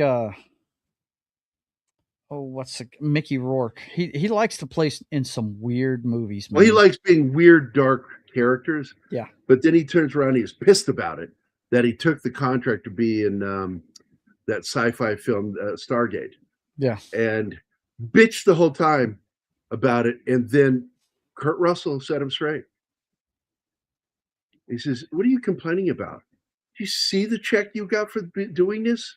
I got it too. Just fucking do the movie. Yeah. Work by the numbers. Do your job. That's what this is. This is a buy a new house. Yeah. This is a buy a new house gig. Yeah. Yeah. Get a new yacht. The paycheck we got on this could buy anything fucking awesome. All right. I am going to love you and leave you before I drop. All right, buddy. Right in front of your eyes. Do it, Mephisto. Get some rest, man. I will absolutely fucking do my absolute best. Not only to be here on Friday, but to be the whole way through. I tried to be the whole way through today, but it was one of those days, man. One of those days. So I'll do my best to be here Friday. We have some people coming over. I'll try to shoo them away before 10:30. Go shoot. Okay, buddy. All right. I love you all. I'll see you later. And yeah, I'll try and be here on Friday. Good night. Yeah, brother. Take care, young man. I love that guy. Mephisto's great, man. You kidding me? Yeah, but it's midnight for him, so yeah, I get he's on the other side of the pond, man. Yeah. I'm beginning to get tired. It's only It was also the first movie of which Hughes wasn't directing a teen film. The kids are secondary. Because he wanted to get away from them. He made a few of these. He one of them. A lot of people forget right about after this, is the he one did with Home Alone. Kevin Bacon. And what? We're is having her a baby. name? Yeah, she's having a baby. That movie's freaking awesome, man. I love that film. Yeah. I don't think anything portrays better a first-time parent than that movie right there. When he finds out they're pregnant, you see him just on a rocket slide in a friggin' straight jacket going straight towards a wall. He's like, ah! You know, one of my favorite Kevin hilarious. Bacon films, I wouldn't mind talking about it sometime. It came out in 85 or 86 called Quicksilver. Yeah. Yeah, it's a good one. He's a messenger in friggin' New York. Yeah. Mm-hmm. Yep, delivery guy on a bike. And it's got Jamie Gertz is in it, Paul Rodriguez, and I can't remember who else is in it. But I just really like the film. There are two reasons why. I'm a big Kevin Bacon fan. Mm-hmm. But the guy who did the soundtrack. Really? Mm-hmm. Okay. And I'm going to give somebody in our chat the chance to spoil it, who it is. Go, you bunch of cinephiles. Who did the soundtrack for Quicksilver? Who composed the soundtrack for Quicksilver? I'm not going to look it up. Oh, this scene is where he feeds the dog beer. Yeah. He's getting drunk because he's so mad about what happened. Yep. Here, you want some, buddy? There you go.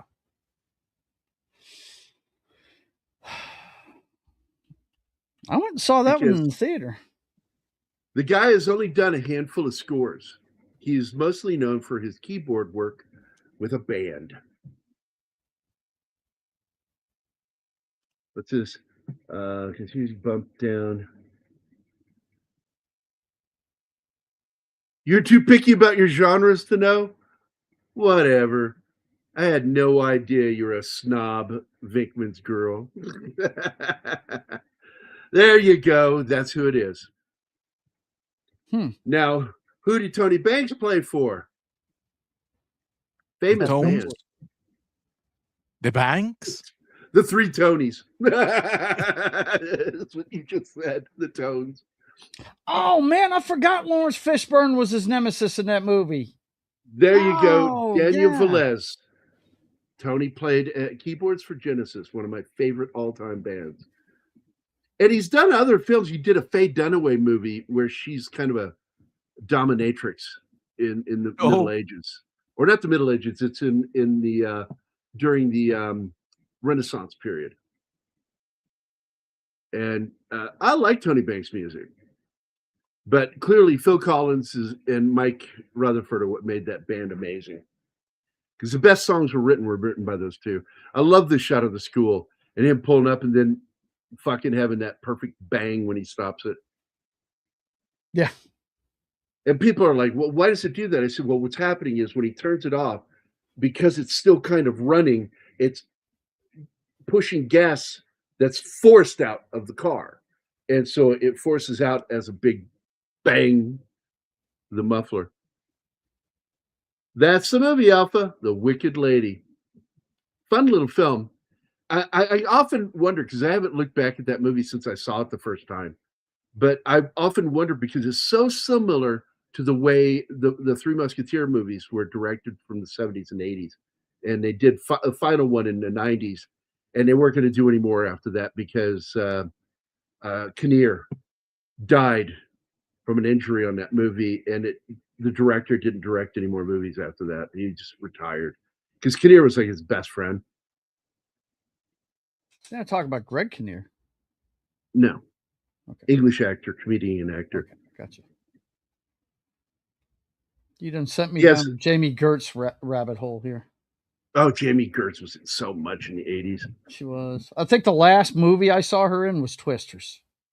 Pretty sure that's the last one I actually. Is she in it? Her in it. Yeah, she's Bill Paxton's fiance that ends up going home halfway through the movie because she's so in the first one. Oh, yeah, Jamie Gertz. You said Twisters. Did I say you said Twisters? Yeah. Okay, I'm sorry. Twister. I know you were thinking about your wife's tits. It happens to us.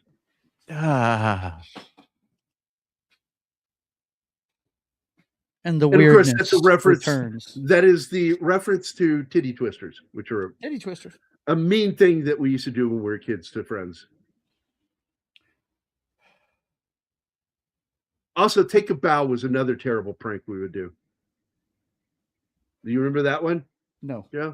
No. Where you run past the buddy and you do a quick flick of the fingers as you run by them in their crotch. You go, Oh, whack. no. Yeah. And you go, take a bow. Nah, And I wouldn't say inevitably bow, but they yeah. will chase you and try to punch you, but you have to be Nutting fast. somebody is that's a time honored tradition. We never called It is, bow, but- especially with friends. Like Yeah. Stay on your toes. the last time I did it, I was 20, and I was downtown Fredericksburg going to the post office with Jim Woodward and his brother Bilbo, as we called him. And Bilbo was just kind of not paying attention, and I started airborne shuffling right past him. I said, "Hey, Bill." Bill looked at me and goes, "Hey, Garrett." And right when he said it, I went, "Take a bow." And he went head hunting, swinging at me, trying to hit me, and I'm dodging and ducking. I'm like, "I didn't hurt you, buddy. You survived. You won't die." I do titty flops now. Just like what? I do titty flops now. Just lift them and let them go. Oh my God, that's awful. To get them loud, make sure you're sweaty.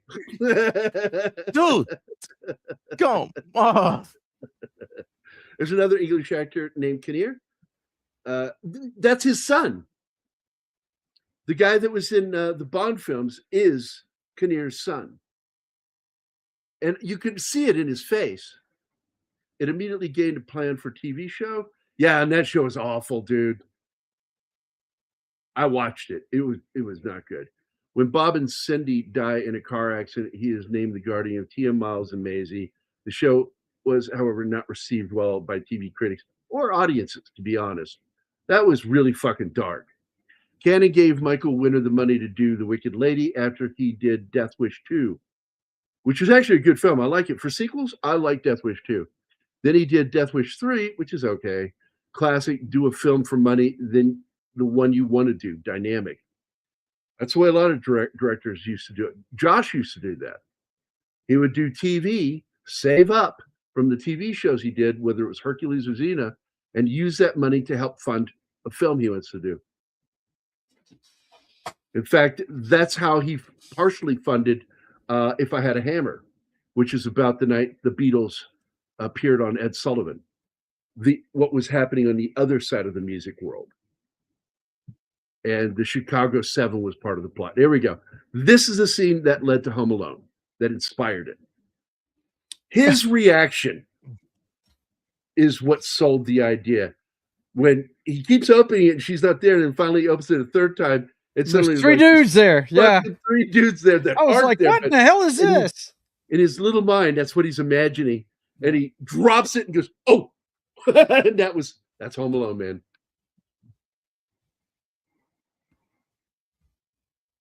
That was just a payday for Bronson. I didn't hate, but I wasn't appreciative of Bruce Willis making the sequel with what's his name. Never saw it. I'm telling you, if it's a remake, I rarely watch it, man. If you want to do a remake, find remakes a movie like that The sucks. Thing are rare. Okay, they're rare. That where it's just blows the original away. You know what I mean? But you know, and they waited what 30 years? Oh, it was a long time. That movie came out in the 50s, and I can't remember which 80s year it was that he put out The Thing. Parker Lewis is a good show. Ferris Bueller TV show is just stupid, and yeah, it was not very well received. And let me look at this with Bruce Willis is all right. That's exactly the response I had. The question I said is, if you can't make a film better than the original, why bother? Why are you bothering to do it? That's it. But I understand that Bruce knew he was sick and was trying to get as much money accumulated as possible to help take care of his family. And then when his bitch wife fucking was talking about putting him in a home, yeah. I'm like, you know what?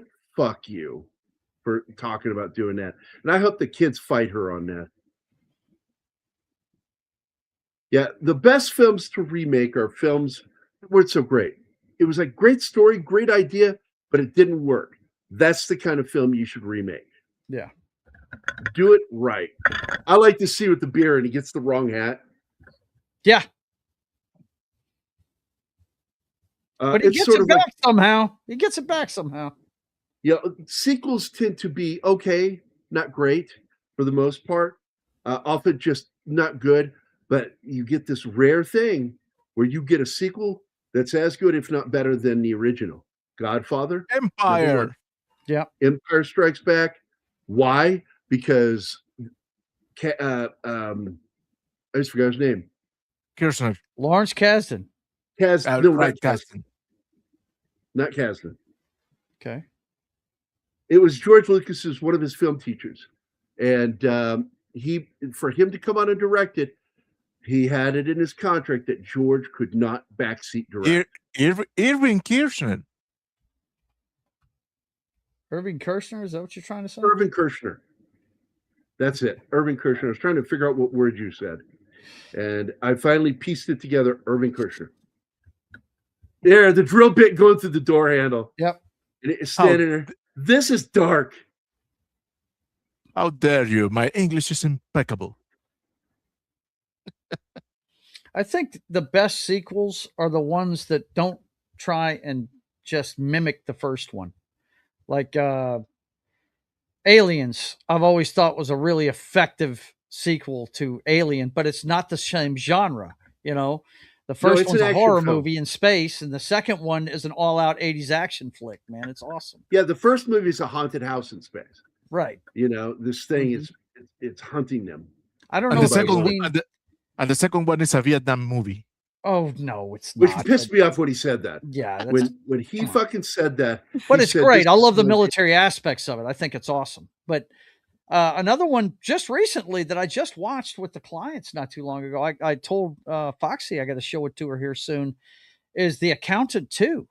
It's not the same thing over again. It's an action comedy. It plays into the brothers aspect of it. Yeah.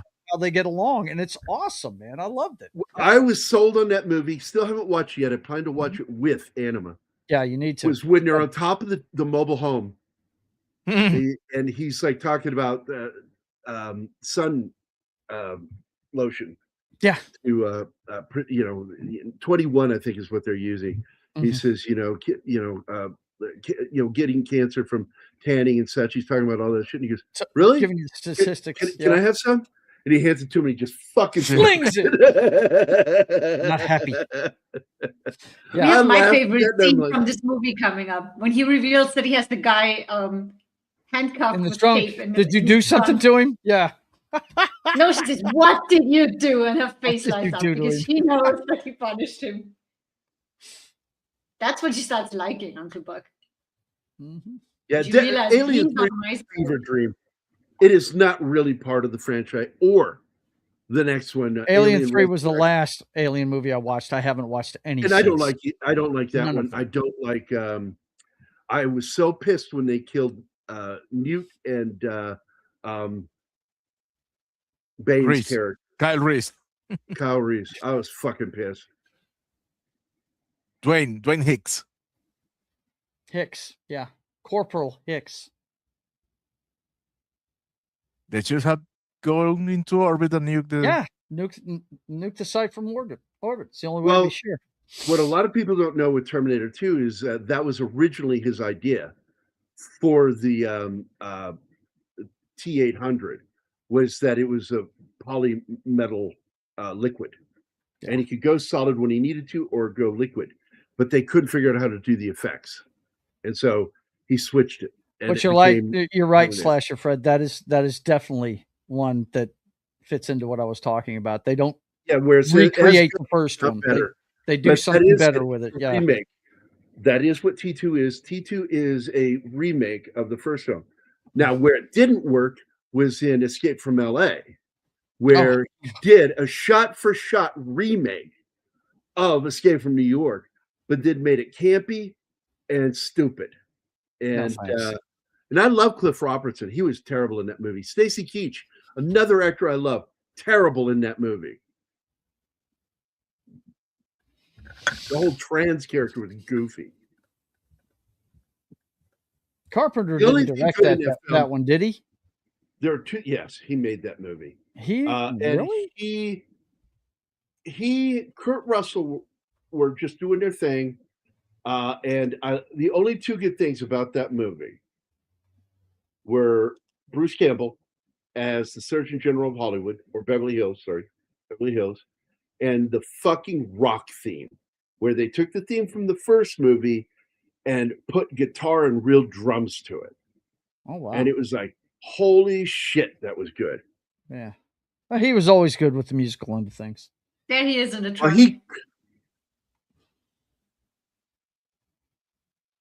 Oh my god, when she holds up that fucking drill. Yeah. Oh yeah. Laughing her head off. Scaring And the shit out Korean of the guy. director Bong had the nerve to rate Escape from LA as his favorite. Yeah, it's when I hear somebody say that, I just look at them and go, you Whatever. don't understand film.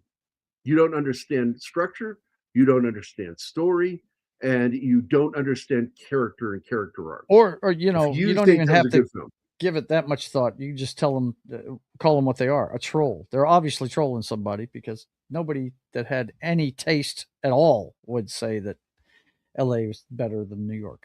And here's the goofy part. It has the better theme, but it's not the better movie. Both my publisher and my editor begged me to give that movie a second chance. It's twice they've done that with me. They did it with me with Last Supper with Bill Paxton, who's that fucking asshole Iraq war veteran. And I'm like, no, I don't like films where they make soldiers look bad. Mm-hmm. They try to do the stereotypical automaton, psycho, always thinking about killing people. And it's like, fuck off. So anyway, they asked me to change my review on that one, and I ain't changing it. If you don't want to publish it, you don't have to. That's my review. And then the same thing with Escape from LA. I wrote my review, and Greg, my editor, first, and then the publisher, Paul, came to me. And I'm still friends with both of those guys. Okay. I'm friends with my entire editorial crew that I worked with, that magazine, because they said, man, when you make a decision, you stick to it. You won't back down. I went, because I know good filmmaking when I see it, and I know bad filmmaking when I see it. And that movie was terrible. Escape from LA. By the way, we just missed when Uncle Buck got out the 9-iron and was beaning Homeboy in the head. Dude, that's my favorite moment, when he hits that first golf ball. He's talking shit. Yeah, it's wood. It's a 5-wood. And I golfed. Yeah, it's a 5-wood. It's a driver. And so he's like, Uncle, lucky you live, God will kick your ass. And you're coming back. He starts running. It fucking gets nailed in the back of the head with that golf ball. And I'm like, dude, that you can fucking kill somebody doing that. But I didn't care, because he's such a piece of shit. Yeah. He is absolutely And it was funny. an R.A. pissed. R.A. pissed is what that guy is. Mm-hmm. The Check guys it, that man. do that, This is hilarious right here. She's laying it on way too thick. Homegirl knows something's up. That's hilarious. well, the best part is she kicks the door. He's not there, but then she kicks it again, because he moves out of the way of the door, and he comes back, and she nails him, knocking him through the air. Oh man, and she's so good in this scene. She suddenly doesn't have that bitch look in her eyes. Yeah, she's actually trying to do something good for somebody. Really? No, period. The best thing overdoing about it, that though. movie is the soundtrack. It's a great fucking soundtrack. Period. Boom. All of the music in that movie was good. The movie was not worthy of its soundtrack. In June 2016, ABC premiered a second television adaptation featuring an African-American cast, with Mike Epps in the title role, James Lesher as the brother, and Nia Long as Buck's sister-in-law. Okay, the minute you say Mike Epps, I'm like, I bet it was awful. He seems to be in all of these racial reboots. that he's just terrible.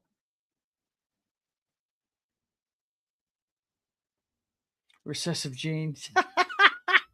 Ghosts of Mars was originally going to be the third Escape movie, yeah. And I got to tell you, that was a terrible movie.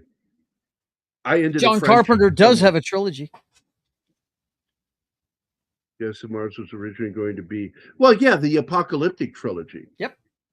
Yeah.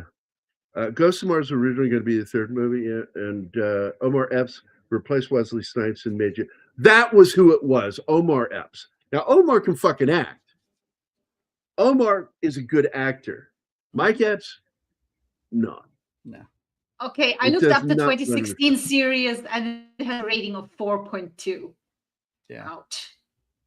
That's pretty bad. Long. Yeah, the Apocalyptic trilogy starts with The Thing, and then you've got The Prince of Darkness, one of his most underrated movies, if you ask me. Love that movie. I love that movie. Yeah, it's awesome. I want to do it, but Anima's afraid to watch it. Really? Well, she doesn't look these kinds of movies. I showed you the trailer, and you were like, "No, I don't think so. It's about the Antichrist and all that shit." Yeah, that's what it's about. And then the ending of that one is so awesome, though. But anyway, the third one is In the Mouth of Madness, and I love that movie. Anima loved that movie. Yeah, she enjoyed it despite the monsters and shit. Did I ever told you my favorite color is blue? That's the bus scene, and yes, that's a great scene. Oh man, how many and memes have you seen with him screaming? He wakes up and everything's blue. Yeah, he screams. That's the oh god, it's the kind of fantasy horror type stuff that Das Wolfman likes. Lovecraftian movie. That the most Lovecraftian movie that he does. Yeah. Yeah, Sutter Kane is basically supposed to be like Lovecraft. Mm-hmm. I just couldn't think of the word. I knew love was in it, and I was trying to find it, and it just came to me. She is such a good actress. Absolutely. Mm-hmm. Yeah, Amy, the actress, is awesome with her performance. She is. Absolutely. She's awesome in everything she does. I was just looking at her. Yeah, I've never seen her give a bad performance. Ever. I was looking at her filmography earlier, and I there was one listed there she did with Gene Hackman, where Gene Hackman's going through a divorce. He ends up with Anne Margaret, and she plays the daughter of the guy, and she is completely pissed off about him, defending her mom, you know what I mean? Because they've been together forever, and he ends up leaving her. But it's a really good movie. I'll have to look up the name of it for you. It takes place in Seattle, because I remember she's talking about the Seahawks at one point in it, and it's my favorite football team. Hang on, I'll tell you what it is. But Fred, the reason why he wasn't in the movie to play Lewis was because he kept trying to do a foreign accent with the character, and they were like, "What are you doing?" And he goes, "Well, I think he should have an accent." Like, no, he doesn't. And then he lost interest in it, and he's the one who suggested. I just fucking forgot his name. Moranis. Rick Moranis. Rick Moranis. Yep. I got it. I said it. Twice in a Lifetime is the name of the movie I'm talking about. I know that movie. It's an adult drama. It's about a 50-year-old that goes. It's a mature drama, not adult. Yeah. Jesus Christ, Joe. That's the second time I've had to do that for you. I'm sorry. Like, not adult. It's mature. Yeah, but it's a good movie. It's real good. It's got Ali Sheedy in it. It's got a hell of a cast, man. It's got let's see, Gene Hackman, Anne Margaret, Ellen Bernstein, Amy Madigan, Ali Sheedy, and Brian Dennehy's in it too. Yeah, I loved Brian Dennehy. I always felt bad for him because even though, yes, he was wrong to do what he did. I don't know if you know what I'm talking about. I don't. It is referred to as stolen valor. Oh no. Oh yeah. No, he didn't do that, did he? Yes, he did. He had to apologize in front of a bunch of Vietnam veterans. I saw him not too long ago. He played one of the characters, the guy that was smoking weed the whole movie in Tag, played his dad in it. I love that movie, Tag. That It's is great. That is a Yeah. great film. Mm-hmm. Whenever they want to watch something funny at the house on Friday nights, because I show them a movie every Friday night. I always the first trailer I show them to, give them something to watch is that one for Tag. Love it. Let me But find Brian Denny, he's funny as shit in that scene he's in.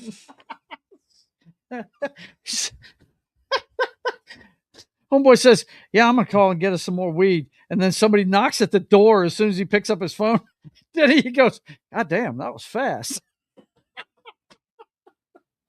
Now you made me remember the thing with Cheech and Chong. Yeah, the guy knocking on Dave, the door. Dave knocking at the door. Dave, man, Dave, Who's that D-A-V-E, knocking at the Dave. door? Who's that ringing the bell? Who's that knocking at the door? Who's that ringing the bell? Do me a favor and open the door and let him in. Anybody remember that song? Yeah. Let him in. I always loved that song by Paul McCartney. Paul McCartney and Wings. Back when, oh Back my when God, Linda that was story. alive. The minute you say Wings, all I could think of was that night I'm at the Cloverleaf Cafe, and Lori and I are like having dinner, and in the booth right behind us, I can hear this kid because I just played some songs on the jukebox, and this kid says to this girl that I think he's either making it with or is planning or wanting to make it with, and really cute college girl, and he's like, yeah, Paul McCartney was in a band before he went solo, and she goes, huh? And he goes, yeah, it's called Wings. And I'm sitting there, and then I stood up on the fucking seat of this thing to get to the top and look over. I said, he was in the fucking Beatles. Right? The Beatles. The single most popular, well-known band in the fucking world. Wings. And then I pointed at the girl. I said, do not sleep with him. Don't. And I sat back down. Lori lost her shit laughing. She's like, oh my God. Like, she was also afraid that this guy might want to fight me. And I'm like, he's not going to fight me. I'm a giant. I said, somebody needed to fucking cock block him. Fucking that stupid Wings. Paul McCartney was in a band before his solo career. It's called Wings. Wait, what's this? Hold on. Wait a minute. Here is where I think it starts. Those are the movies that I've watched with Cheech and Chong. I like Cheech and Chong. I always laughed at their shit. I always thought their albums were much better than their movies, though. Oh, they were. Yeah. I mean, my God, the whole kamikaze skit. It's like, before we fly on our mission, doing sacrificial swoosh with our planes, we must drink the ceremonial sake juice. Does anyone have any questions? Yes, you in the back. Yeah, are you fucking crazy? Are you fucking crazy? The whole Dave thing. The Dave actually did that in real life. The one that I dug was Pedro and the Man sneaking the guys into the fucking drive-in in the trunk. That was a fucking great one, man. And we did that shit for real back in the day. Oh, sneaking, it was fun. But so my boss that owned the ice cream parlor that I managed, he would do deliveries during the day at the back door. And I'd come to the back door because he'd be knocking it or ringing the bell. He's a little short Mexican. And he was ringing the bell, and I came up to the door, and I'm like, who is it? He goes, me, George. I have a delivery. Who? George. George isn't here. And he goes, no, this is George. Who? George Vasquez. I'm here with a delivery. I'm sorry, you're going to have to come back when George is here. And I couldn't believe I fucking got away with this. And I opened the door for him finally, and I went, oh, Jorge. I cracked. He started laughing. He goes, you are an asshole. Hey, you asshole.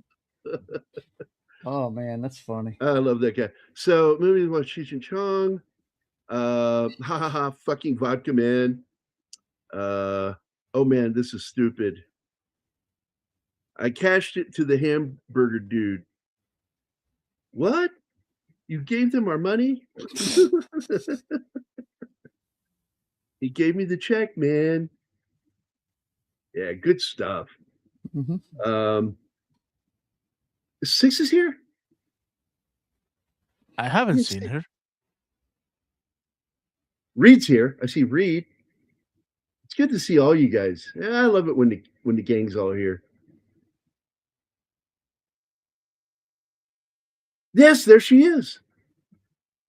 Delivery's out the back door, Gary. Uh-oh. Anima, Give her a video for that one. Here. You say hi to her? Hi, Six. Yeah, well, I'm still Anima- looking Anima loves her. for Briggs instead of Sagacious. Okay, it is for her back door. Here, Will. Put on your coat. Will, Danaher, they're coming to the front door. Well, since when has the back door been not good enough? What a great cast in that fucking movie. I love that movie. Well, that reason is not obvious to me. 11. Oh, she sent you a heart, or no, rose. That's a rose. Rose. Thank you, Six. Yeah, we already did the movie. If you weren't around, Gambit, just look at our we talked about it. I love that fucking movie. I was so happy to show that movie to Anima because I said this is one of my 5 favorite directors of all time, John Ford. I fucking love It's a wonderful movie. And I love that scene where the storm is happening and she tries to run away and he grabs her by the hand and pulls her back in for a hug and kiss. And I fucking love that scene, and it's in E.T. And I love that one scene. Not a fan of that movie, but I love that they included that John Ford scene. Yeah, originally it was a Cheech and Chong film. And it was going to have a lot more weed humor in it. And in fact, the only real weed scene in the movie was cut from the film. It's only in the extended cut, which I think is crap. It completely fucks up the entire story. I'm glad that they took it out.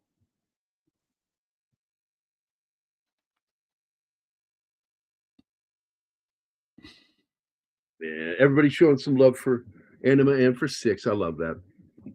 So you had this up to tell me about Dennehy and what he did? I was going to read it to you. Brian Dennehy publicly apologized in 1998 for falsely claiming he served in the Vietnam War, admitting he had misrepresented his military record. He stated, quote, "I lied about serving in Vietnam, and I'm sorry. I did not mean to take away from the actions and the sacrifices of the ones who did really serve there. I did steal valor. That was very wrong of me. There's no real excuse for that." And so Dennehy clarified that he was a peacetime Marine who served from 1958 to 63, was stationed in Okinawa, and never saw combat or served in Vietnam. Despite his apology, he repeated the false claim less than a decade later, telling a journalist in 2007 that he had served in Vietnam, indicating he did not fully retract his statement. Wow. And it's always bothered me, man, because it destroyed his career.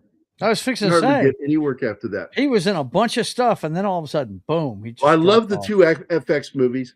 I love Bestseller with James Woods. You know, I loved him as an actor. I really did. He was amazing. Yeah. And he was on Friends. He played Chandler's father. Yeah. And then Silverado's my favorite movie with him. Oh yeah, he was good in that as a. I mean, he's a First bad Blood guy. too. I mean, can't forget him in that one. So He's not a villain in that one. No. He's just misdirected. Yeah. But he was a villain in Silverado, and he played a villain. And I was thinking of the movie. I can't think of it now. I lost my train of thought. There was another film where he played a villain in it, and he was really good. Oh, bad yeah, guys. he was the town bully. He had the whole That's town. a true story. Right up here in Missouri, it's just north of us by about 2 hours. Really? Where that, Nice. yeah, and the town confronted him in the street while he was in his truck with his wife, and blew his fucking brains out. And they were all circling around the fucking truck. And 2 people were the ones there were 2 people that shot. and he died, and nobody saw a thing. Wow. Well, And the wife was upset. I'm not justifying what they did to him, but man, the things that guy did. He was a horrible bully, like real violence. Like he killed a guy. He also maimed another dude with a gun. He had a whole town terrorized just by himself. Mm-hmm. It's a very good film. It came out right around 1990, I think. Let me look it up. While you're doing that, I've got something in the back I want to share with you. When you started singing that "Wings Across America" song, I loved Wings. Or excuse me, the Wings song. I pulled up my favorite piece, one of my favorite pieces of artwork I've ever seen, and it's the inner cover of the double album that is Wings Across America. You know the one I'm talking about. It looks like a picture. Until I started really looking at it really close, I thought it was a picture when I first saw it. But I wanted to share it with you before I get out of here. Well, I want to show you this film, and you need to find a copy. Okay. I'll check. I might have a copy.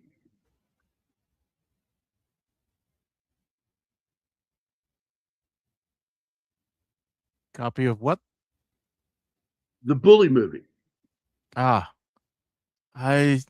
should have it, but I don't remember its name. I'm looking for it. It's Marcia Gay Hayden was playing his wife, if I remember correctly. In broad daylight. There it is. Well, that's a TV movie, shit out of his hair.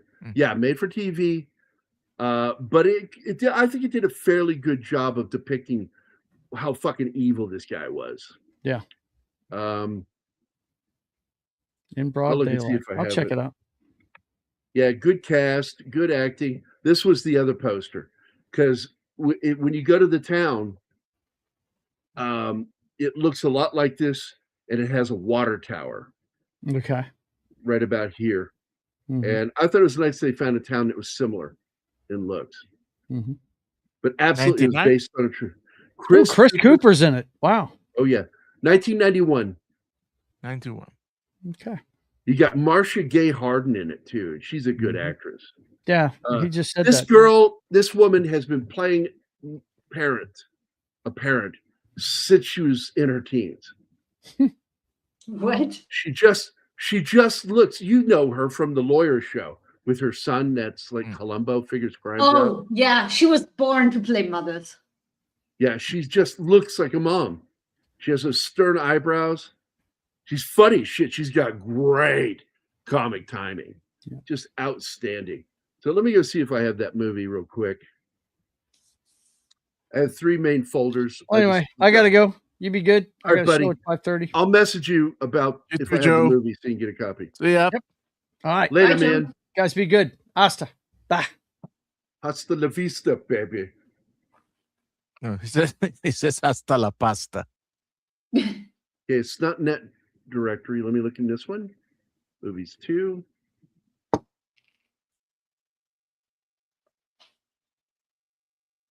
Nope.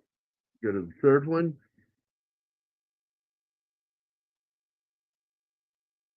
I do not have the fucking movie. God damn it. Cloris Leachman was so good. Oh, man, I miss her.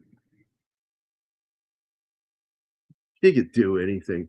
One of the funniest roles she ever played was as the evil nurse in Mel Brooks' movie High Anxiety. She was so good. It was basically like Nurse Ratched. And the other role she played that I thought she was great in, surprised me because I really did like the movie, is the Beverly Hillbillies movie. She played Granny.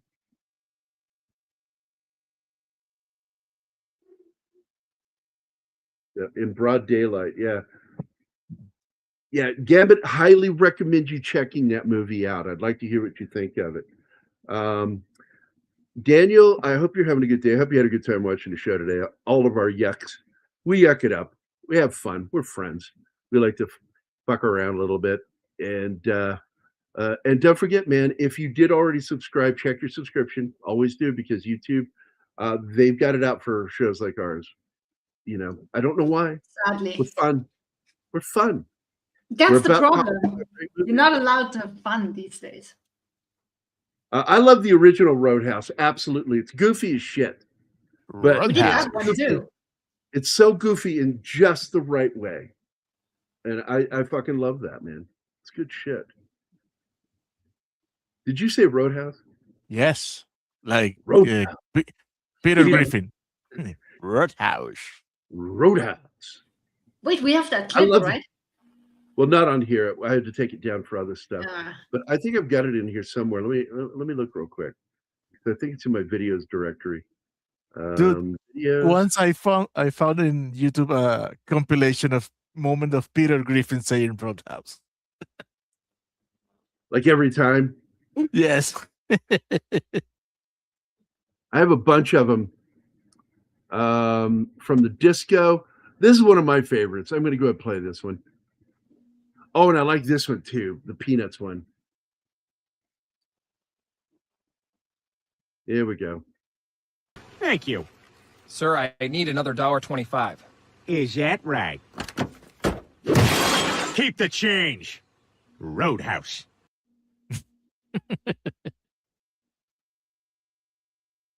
And I like the Peanuts one too. Video file. Oh, Sticks. Thank you. Nicest Which is- thing somebody had told me in a while. Oh, what did she say? I'm The gayest gayest friends friends I have. Thank you. Does it include me? I'm not physically gay. I'm emotionally gay. Which is the the last real time you were kind. going to pull that crap. You hear me? Yes. Do you hear me? Roadhouse.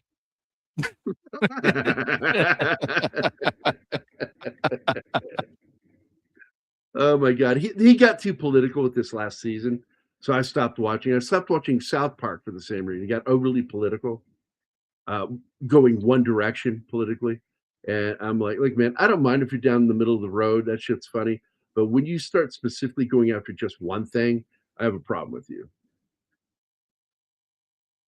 So, but yeah, it's just classic fucking Family Guy when it was still funny. I will watch it now, and I'm just like, this is me watching a show.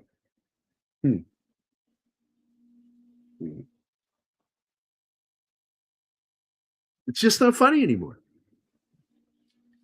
I think that show has run its course. They should just finish it. I concur. I've been saying that for years. Let things die. Yeah. Some shows just go on way too long. I liked the idea of Jake learning how to do MMA and having that fucking crazy Irishman, but not in that fucking movie. They should have done their own fucking movie and not a remake. About two competing guys wanting to control a bar, security. Hey, John. Real Das Wolfen has been a member for 49 months. Oh my God. That's like how many babies he could have had? Like 5. It's 5, Martin. Yeah, I would No, use something different. I would say that's about as long as it takes to play through Fallout. Exactly. That's what I was trying to get to. How many playthrough?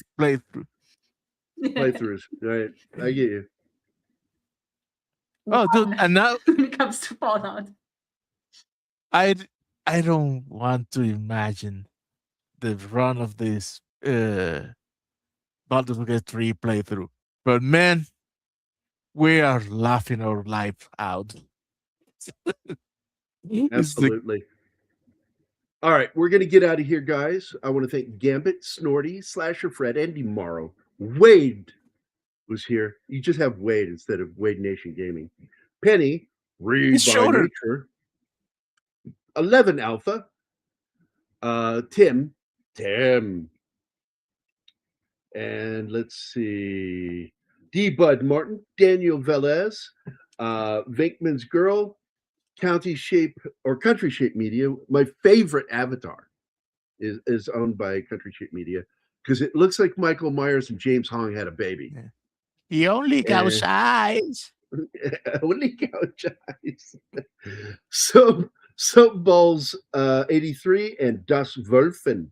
Was ja Das Wölfen? Ja. Ja. Wann gehen Sie bitte, Das Wölfen? Oh, I missed the before we begin clip. Before we begin. Yeah, the clip that you used to run by for John. Before we begin, you want to see me slap my monkey? Oh, yes. Would you like to spank my monkey? Would you like to touch my monkey? Touch my monkey. Would you like to touch my monkey? That's Michael Myers when he was on SNL. And I thought that was fucking funny when he would play that character. I'm sorry. That was funny to me. Because he's making fun of some of the weird fucking TV shows that have been on TV in Germany.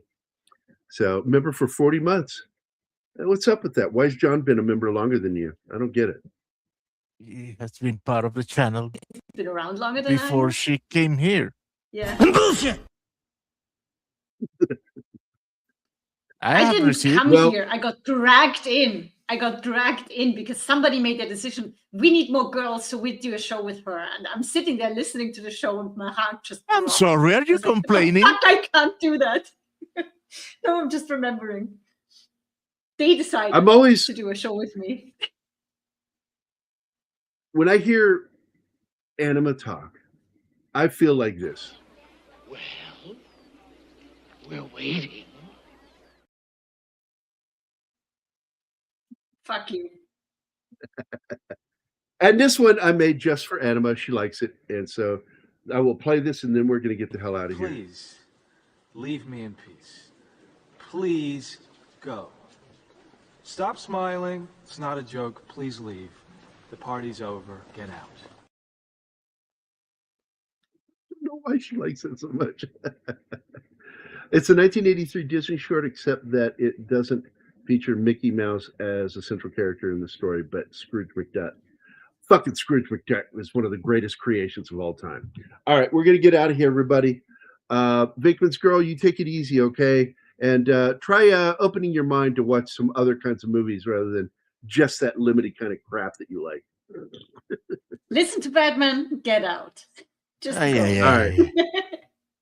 Everybody go have a good day today. And we love you guys. We appreciate you guys hanging out with us. See you you on guys have a Friday. great day, and we'll see you Friday. All Bye. right. Bye now.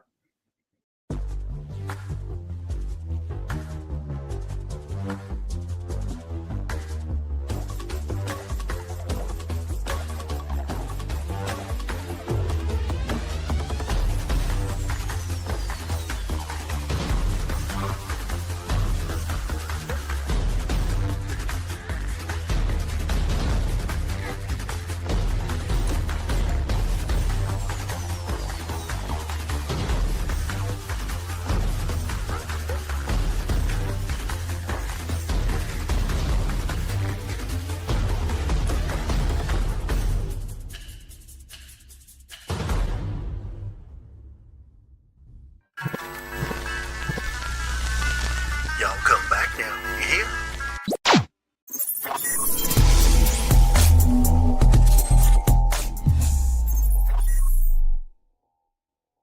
Matt Damon.